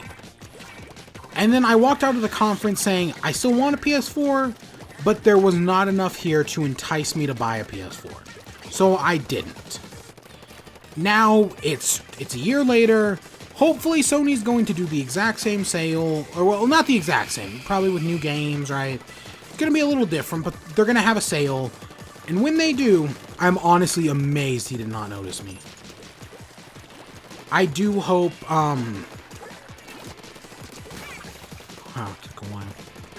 I do hope this year they can convince me to get a PS4. I still don't care about... I'm actually totally on board with it. I do have some money saved up because, like I said earlier, I've only bought 2 games this year, Celeste and Kirby. I have not bought a single other game. So, maybe I'll get a PS4? Maybe, depends on if they're doing a sale, depends on what it's on sale.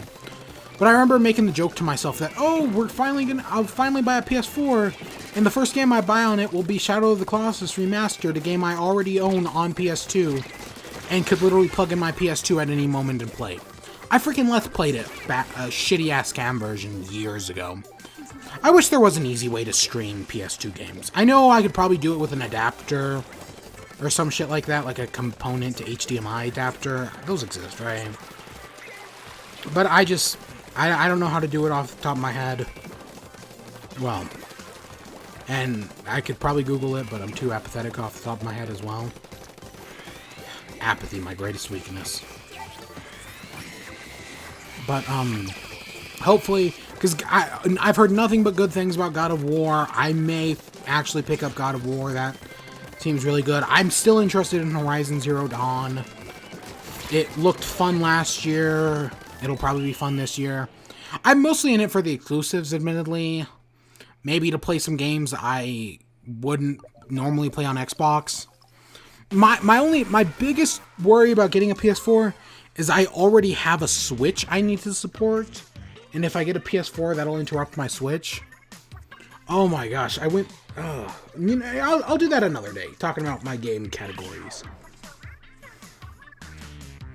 But yeah, PS4. Maybe finally this is the year, and if I do, maybe I'll get some PS4 stream. Who knows? I mean, I do mostly do Nintendo, but I'm not against doing Shadow of the Colossus. One of my favorites. I gotta beat Link to the Past first. And then I gotta do Twilight Princess and Wind Waker, and there was like a paper leak going around that had Link's Awakening DX remastered. And I was like, oh, you poor fools.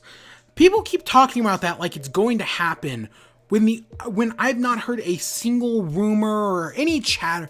The only chatter I ever heard about it was when someone was talking about remasters, and they were like, oh, we'd love to see Link to the Past. That's the only time I've heard about it, but people talk about it like as if it's a realistic thing. I'm not against it. Which, oh my gosh, that leads me into NES Classic. This just happened a few days ago. As we know, they're bringing back the NES and SNES Classic, new shipments, and that's, yeah, no, I got an NES Classic at the very tail end. Like, I found one, and then they discontinued it like a week later. It was something crazy like that. The SNES Classic, I was up when the Best Buy orders went up, so I was able to get one. They went up around like now, around 2 a.m. now. I just had to check the clock. So if they do that again, so yeah. And I hope they bring back the controllers, because I only have one controller for the NES Classic. And like I said, even though I barely use it, I might as well. I'll get another controller, sure. I wish they made them longer. It's funny, my local Target still has NES Classic carrying cases. They have more of those carry cases than they probably have ever had NES Classics. And thank you, Internet, I just reused the joke from Twitter I made a year ago. Right before I got it, I made that joke like 2 days before I got my NES Classic. But yeah, I mean, I enjoyed the SNES. I did Link to the Past on it earlier this year. Or, I mean, Link's Awakening, or freaking, the original Legend of Zelda. Oh, crap. The SNES Classic I'm using to do, Link's Awakening right now. They're both fine systems. Wish they had more games, but hey, you can mod it. Like I talked earlier, Jim Sterling approved pirate Nintendo games. That's... Jim, I'm totally a believer in the Church of Jim Sterling. Thank God for him. I totally get it. Even with the 7 out of 10 Breath of the Wild score. I get it. That's something my Breath of the Wild, so I for the second season of my review show, Double-Edged Sword, I did Breath of the Wild and the original Legend of Zelda. I still think about those videos all the time, and the scores I gave them, and if the scores justify the games. I don't just, here's the thing. The actual content of the review, I think is fine, but it's the score that bugs me. So in the second season, how I did it was each individual, like I do a segment on characters, and then it'd get a score. I do a segment on gameplay, it'd get a score. And in the Breath of the Wild review, I feel like the segment scores don't match up with the final score. I agree with the final score. I still stand by that. But it's the segment scores I don't like. Link's, Mario Odyssey has the exact opposite problem. I stand by the segment scores. I just don't know if I stand by the final score. Oh, double kill. Neat. That's my big problem with those two reviews. They had the opposite problem. Alright. Third season, I got rid of segment scores. The two reviews, Kirby Star Allies and Celeste, I am super happy with both those reviews. It's very not. I'm watching a bunch of other reviewers, and I'm learning how I'm doing reviews and how they're doing reviews, and it's not what I'd expect. Oh god, that was so close. But I'm really enjoying it. I have not, because like I said, I've only bought 2 games this year. I've reviewed both of them. I mean, I've been playing Minish Cap. I've played 4 Zelda games. I've been doing freaking Civilization 6. Actually, I did buy Civilization 6 this year. I enjoy Civilization. Honestly, I usually play it while listening to an audiobook, for better or worse. Freaking Jurassic Park. But I really enjoy Civilization. I play a few games. For some years I only play like 1 game. Some years I play a bunch. This year's one of those years I play a bunch. I am admittedly trash at them. Ugh. But yeah, they're doing more NES and SNES Classic, which does make me think that we are not getting an N64 Classic this year. Which that's my condition for doing Ocarina of Time and Majora's Mask on stream, is the N64 Classic. If we got an N64 Classic, I would have done them on stream. If not, I'm not going to. I'll just do those off stream because who cares? And I just don't. My thing is, the first time I ever played Ocarina of Time was the 3DS remake. And going back and playing the original N64 version, no. That's the interesting thing about the 3DS remakes of those 2 games. Is, like, I feel like N64 is a weird period in gaming where we had gotten 3D graphics, but we didn't really know what we were doing with them, so there's a lot of awkward stuff in there. And, because of that, like, a lot of the games, well, yeah, they looked cool as a kid, and they played well as a kid. Nowadays, they don't look or play good at all. And, but the 3DS remakes, even though it's 240p screen, they look the way we remember them looking, more or less, right? So it is, I am curious to see where it's going to take. I feel like the last, 10 matches have just been us sit here in the reef.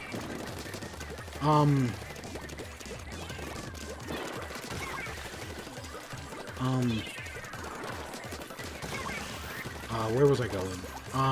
But I don't think we're going to get an N64 Classic, and a lot of people have wondered, how are they going to do a Game Boy Classic? Is it going to be, something you plug in, or is it going to be just a Game Boy with a modern-day screen, and it just has all the games built in? That's what I expect. Because a lot of people are like, oh, how would they price that correctly? I mean, you can, I think, if I'm correct, you can get a 2DS with a game and the 2DS has 2 screens, one of them being a touchscreen, and a cartridge slot for $80. a Game Boy Classic would only need one screen. It wouldn't have a cartridge slot. They could totally get away with doing it for $60, for like 60, even less than $60 probably. Maybe like, yeah, they could totally get away with that. The question is, will they? I'm not against the Game Boy Classic. Honestly, if get it with a backlit screen, I'd honestly maybe have more fun with that than an SNES Classic, maybe even an N64 Classic. Plus, the thing with the N64 Classic is if you're going to do it, you need to get Microsoft involved, because you're going to have to put Banjo-Kazooie and Banjo-Tooie on it. It's not going to be the same if you don't put one of them on it. Or if you don't put both of them, at least Banjo-Kazooie on it. Let's be real here. I know a lot of people want GoldenEye. GoldenEye does not hold up. Also, get rid of the make them USB controllers instead of freaking trash Wii ports. Nobody cares about the Wii port. You don't care about the Wii port. Didn't you lose a copyright suit for the Wii port? Am I thinking of something else? Oh, barely. I thought we may have had that because we seem to have a lot of the middle. But, what was I saying? Game Boy Classic, again, because they're reprinting the SNES and NES Classics, it's not going to happen this year. Maybe next year. I can see it happening next year. Yeah, definitely. Especially, because who knows what Nintendo's doing with Virtual Console. It could go either way at this point. But between the two, I think I'd much rather prefer a Game Boy Classic. I don't know. Let's see, we've got... I like to do these streams 2 hours. I'm always willing to go longer. But, well, up to a point. We aren't making champion rank tonight. I mean, we still have, 90 points to go? Yeah, that ain't happening. Maybe I'll come back. Actually, I have graduation parties to go to tomorrow. Ugh, it's that time of year. Oh my gosh, I've had the bum bum bum bum bum bum bum from the beginning of Mr. Sandman stuck in my head all day. Bum bum bum bum bum bum bum. I can't focus on the beat right now, but you know what I'm doing. The bum bum bum bum bum bum bum bum bum bum bum bum bum bum bum. I just mixed that up with, what was that, Cuphead? That was the... God, I still need to finish that freaking game. God, I can't believe 10 parts in, I got to the devil and just could not beat him. See, I need to stream more. I just can't. I try to wake up early and do morning streams, and I just can't wake up early enough, or I have work and shit. Move, you idiot. I killed one. But our last topic, at least that I have on my list, is the Pokemon Let's Go. So, Pokemon on Switch, right? There's been whether or not it's actually going to happen, what form is it going to take, bunch of questions, and we seem to finally have a rumor. I wish I had the actual 4chan thing up. See if I can find it. I'm gonna type it in. But it's basically our Pokemon, it's how they're doing it is it seems to be using the Sun and Moon engine, which, or at least based on, there was one like screenshot from a while ago that, yeah.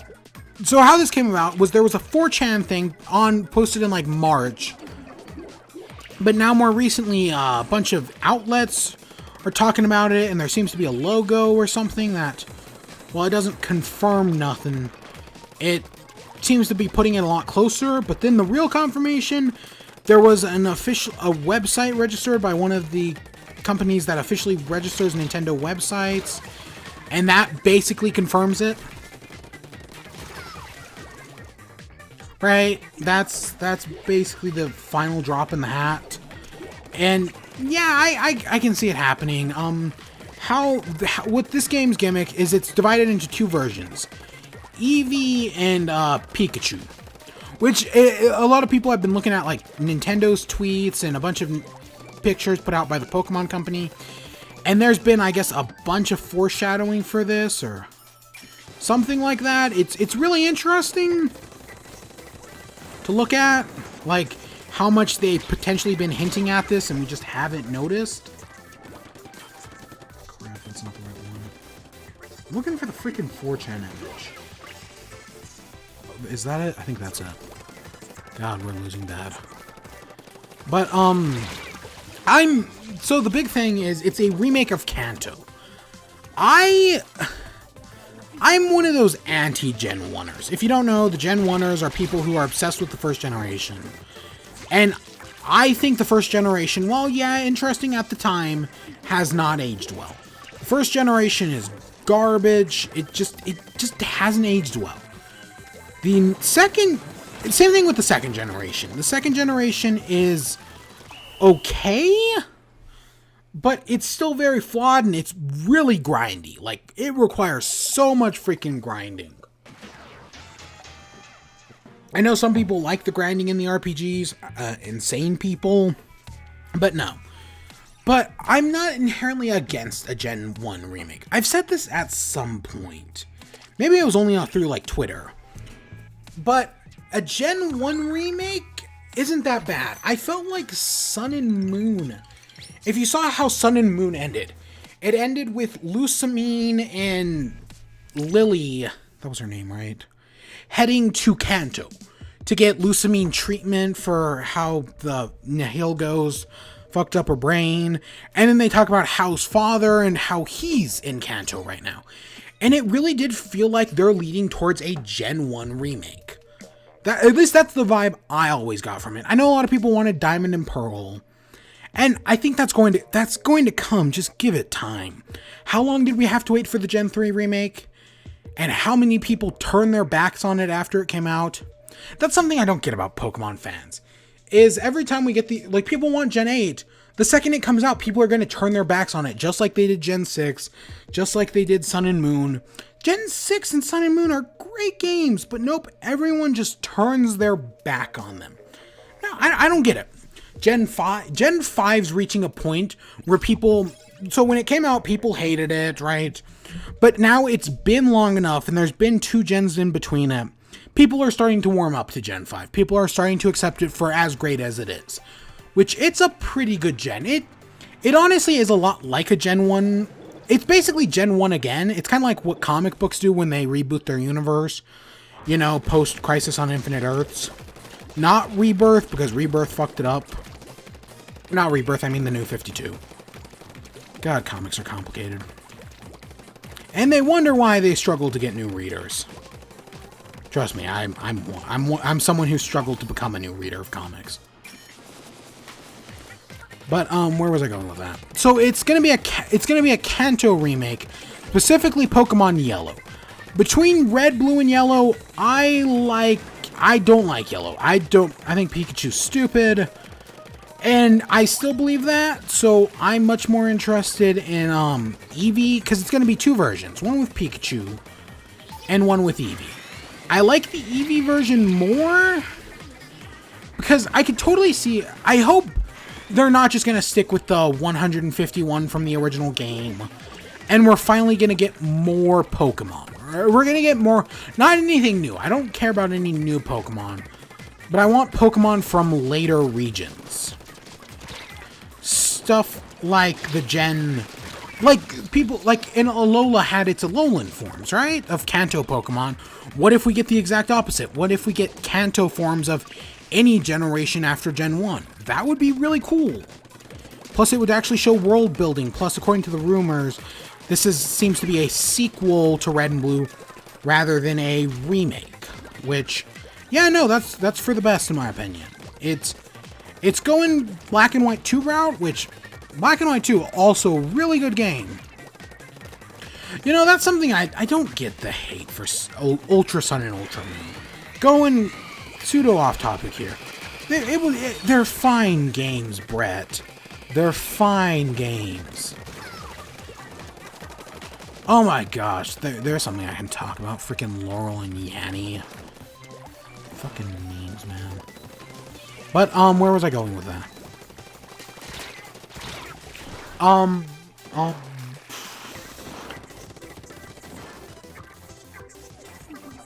Pokemon. So Gen 2, 1, you can either have an Eevee or a Pikachu. I'm much more interested in Eevee.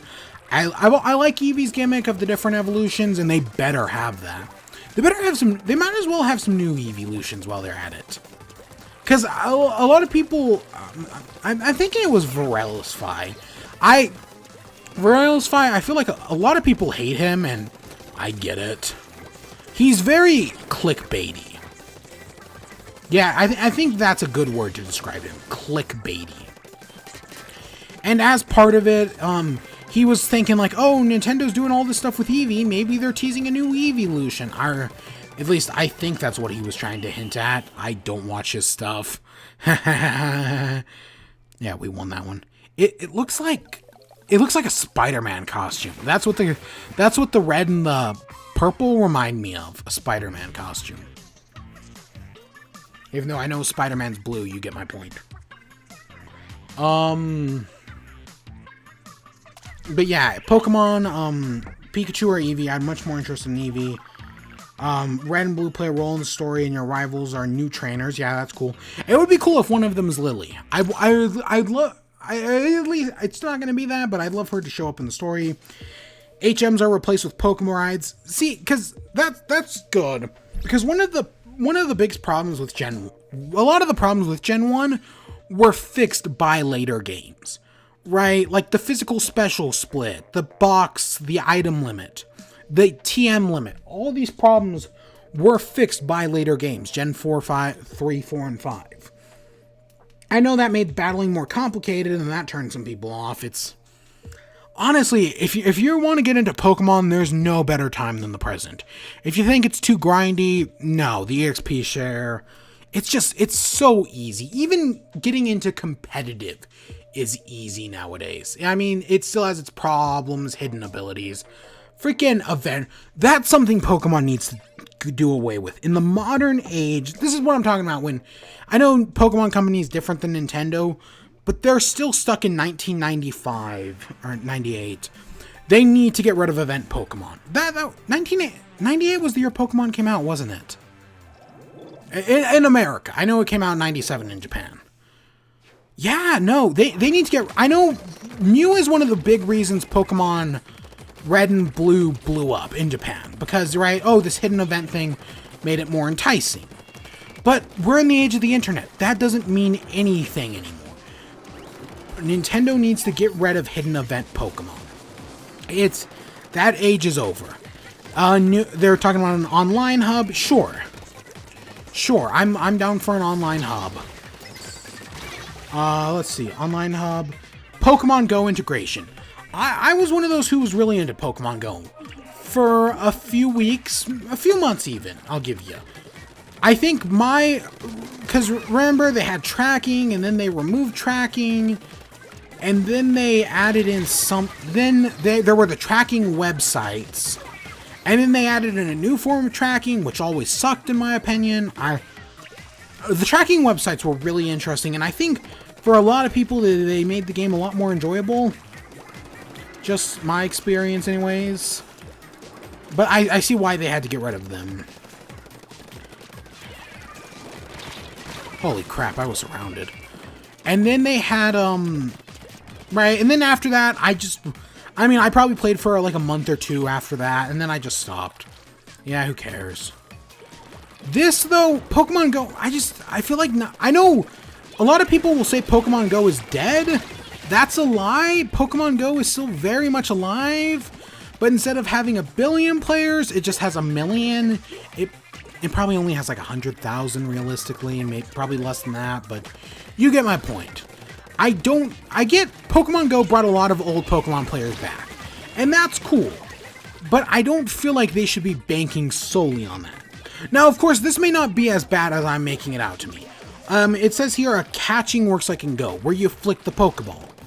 And maybe you can feed it berries, right? I mean, I know in the normal games you use like status ailments to decrease the chances. Yeah, sure. If it's just literally flicking the Wiimote to throw a ball, and that's the only major difference between this, then, you know, sure. That's it. But I want the battle system to remain intact. I think that's very important. God, I just lost the page. But see, this is the thing about judging these games just based on these leaks or whatever, is that if you judge them purely on it, you're missing the big picture. We're gonna see the game later this month. Pokemon, we'll see it at E3, but they're gonna have some sort of reveal this month. Because the Pokemon Company usually works outside of Nintendo. They do their own stuff, and I mean, what was it? Gen 6 was revealed in, I want to say like a January? Yeah, I went to Frontier. Oh gosh. I actually remember that. I don't know why I remember that. Rewards in-game and Go are links the two together, who cares? New accessory can be used in both Go and the game. This, I mean, I know the Go accessory is the stupid Poke Walker or Pokemon Finder. I actually like the Poke Walker. I'm on board with the Poke Walker. I mean, it was nothing complicated, but yeah, the Poke Walker was the device that was famous for being like one of the most accurate step counters or something like that. Really interesting. And yeah, that's the last thing. There are some changes from Pokemon Go that people have been talking about. Like, what if Pokemon, instead of being in the tall grass, or even in the tall grass, you can actually see them running around in the wild, right? Like, there's that picture where you see the character riding the Lapras. What if it's like that, right? There's more complexity to it. It's not just, oh, you walk into the tall grass and find a Pokemon. Like, it's a living, breathing world with the Pokemon. I actually really like that idea. This game has potential, and I don't like Gen 1, but I'm not against the Gen 1 remake. I saw the writing on the wall.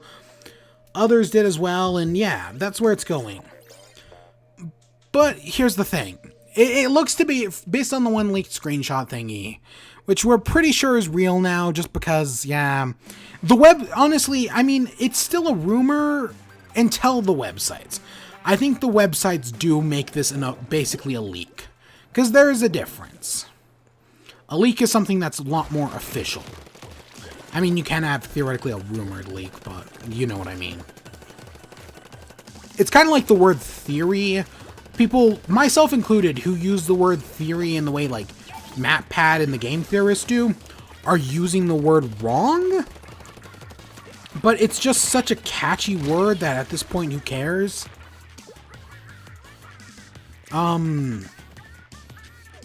But yeah, it looks to be using the Gen 7 engine, which I see the problem with. Okay, we were hoping we were going to get something cool and new, but it's just Gen 7 again. And Gen 7, I think it looks fine. A lot of people have a problem with it. I get we're on a new system, but here's the thing. So we're getting this new game now. And yeah, and it's not going to look amazing. It's going to look fine. Because I know all the Pokemon have the HD models. Hopefully it's going to run a lot better than freaking Sun and Moon. But then the next game. On the next game, I want the better engine. I just splatted all 4 people. That's not bad. For, what is it? For whatever Gen 8 is. I want them to create a brand new engine that takes full advantage of the Switch's power. And does all sort of great things. My idea is, like I said, imagine Pokemon walking around. Imagine a Pokemon game, still like cartoony and animated, but it kind of has like an open world like Xenoblade Chronicles X. Haven't played 2, so I couldn't tell you what 2's like. But where, like, in X, I think there are points where you can just walk around and you can see the native animals just playing with each other or drinking water, right? Imagine Pokemon, a game like that, where you just walk up and you see the Tropicanas? I don't remember their name. The freaking palm tree giraffes. Not giraffes. Dinosaurs. You know what I'm talking about with the banana neck. Imagine you just see those drinking water. You see a bunch of dog Pokemon playing in the fields. It's a living, breathing ecosystem. You think about stuff like that, and it just makes the idea of just them using the Sun and Moon engine all the more tragic. But it gives them time to make a new engine. I do hope that once this game comes out and they capitalize on Pokemon coming to the Switch, we then get a year off from Pokemon. Game Freak has taken breaks, it's happened at least 3 times, where they take a break from making a Pokemon game, they skip out for a year. And I hope next year, now that they have a game on Switch, they take a break next year, make the new engine, make it look really nice, and then come back in 2020 with a brand new, beautiful looking Pokemon game that does all sorts of things we could never imagine. Maybe we finally get online play, and that's my dream for Pokemon. That's the direction I think they could take it. That would be really good. That would please everybody, more or less. I mean, I don't think we're going to get an online RPG anytime soon. Like, you know, the game that could make infinite money. I can't see that in the imminent future. Or ever, really. But I do have hopes that'll happen. And then after that game in 2020 and 2021, we get the new what's it called? We get the Diamond and Pearl remake. Whatever that's called. I can also in 2020, I think it'll have been, the Switch will have been out for 3 years. I could see them putting out a what's it called? A Switch XL. Cuz normally when these new 3DS systems come out, they, like, when the 3DS launched, it launched at around the same time as, I want to say, Black and White 2. The new 3DS launched around X and Y. Or maybe the DSi launched around Black and White, or there's usually some correlation between new systems and Pokemon games. At least last I checked. The new Nintendo 3DS launched like a year after Sun and Moon, or same year as Sun and Moon, or some shit like that. I know the new 2DS, maybe the 2DS launched, I want to say on the same day as Omega Ruby and Alpha Sapphire, if I'm correct. I'm probably not. I remember, God, it's been years, but I know there was some correlation. So I could see them, this new Pokemon game comes out for the Switch, and then it's a year off, and then we get the new, please, the Switch XL or something like that, with the new Pokemon Gen 8 game, and then they freaking do a Switch Mini the following year for Diamond and Pearl, or some shit like that. And if you do a new Switch, call it the Super Switch. Come on, that's still one of the biggest name blunders I've ever seen. The new Nintendo 3DS. The Bullrog video handles it perfectly. And it's ironic because the 3DS is one of the great... I know we divide systems and consoles, but the 3DS is one of the greatest video game playing systems ever. Like, the game selection is one of my all-time favorites. I looked at it once, and if you own a Wii U and a 3DS, you can play every Zelda game except for Four Swords Adventure on the game that was only on the GameCube. Which, that's a game I'd like to see come back. I'd love to see another Four Swords Adventure. That would be really cool. Four Swords was a lot of fun.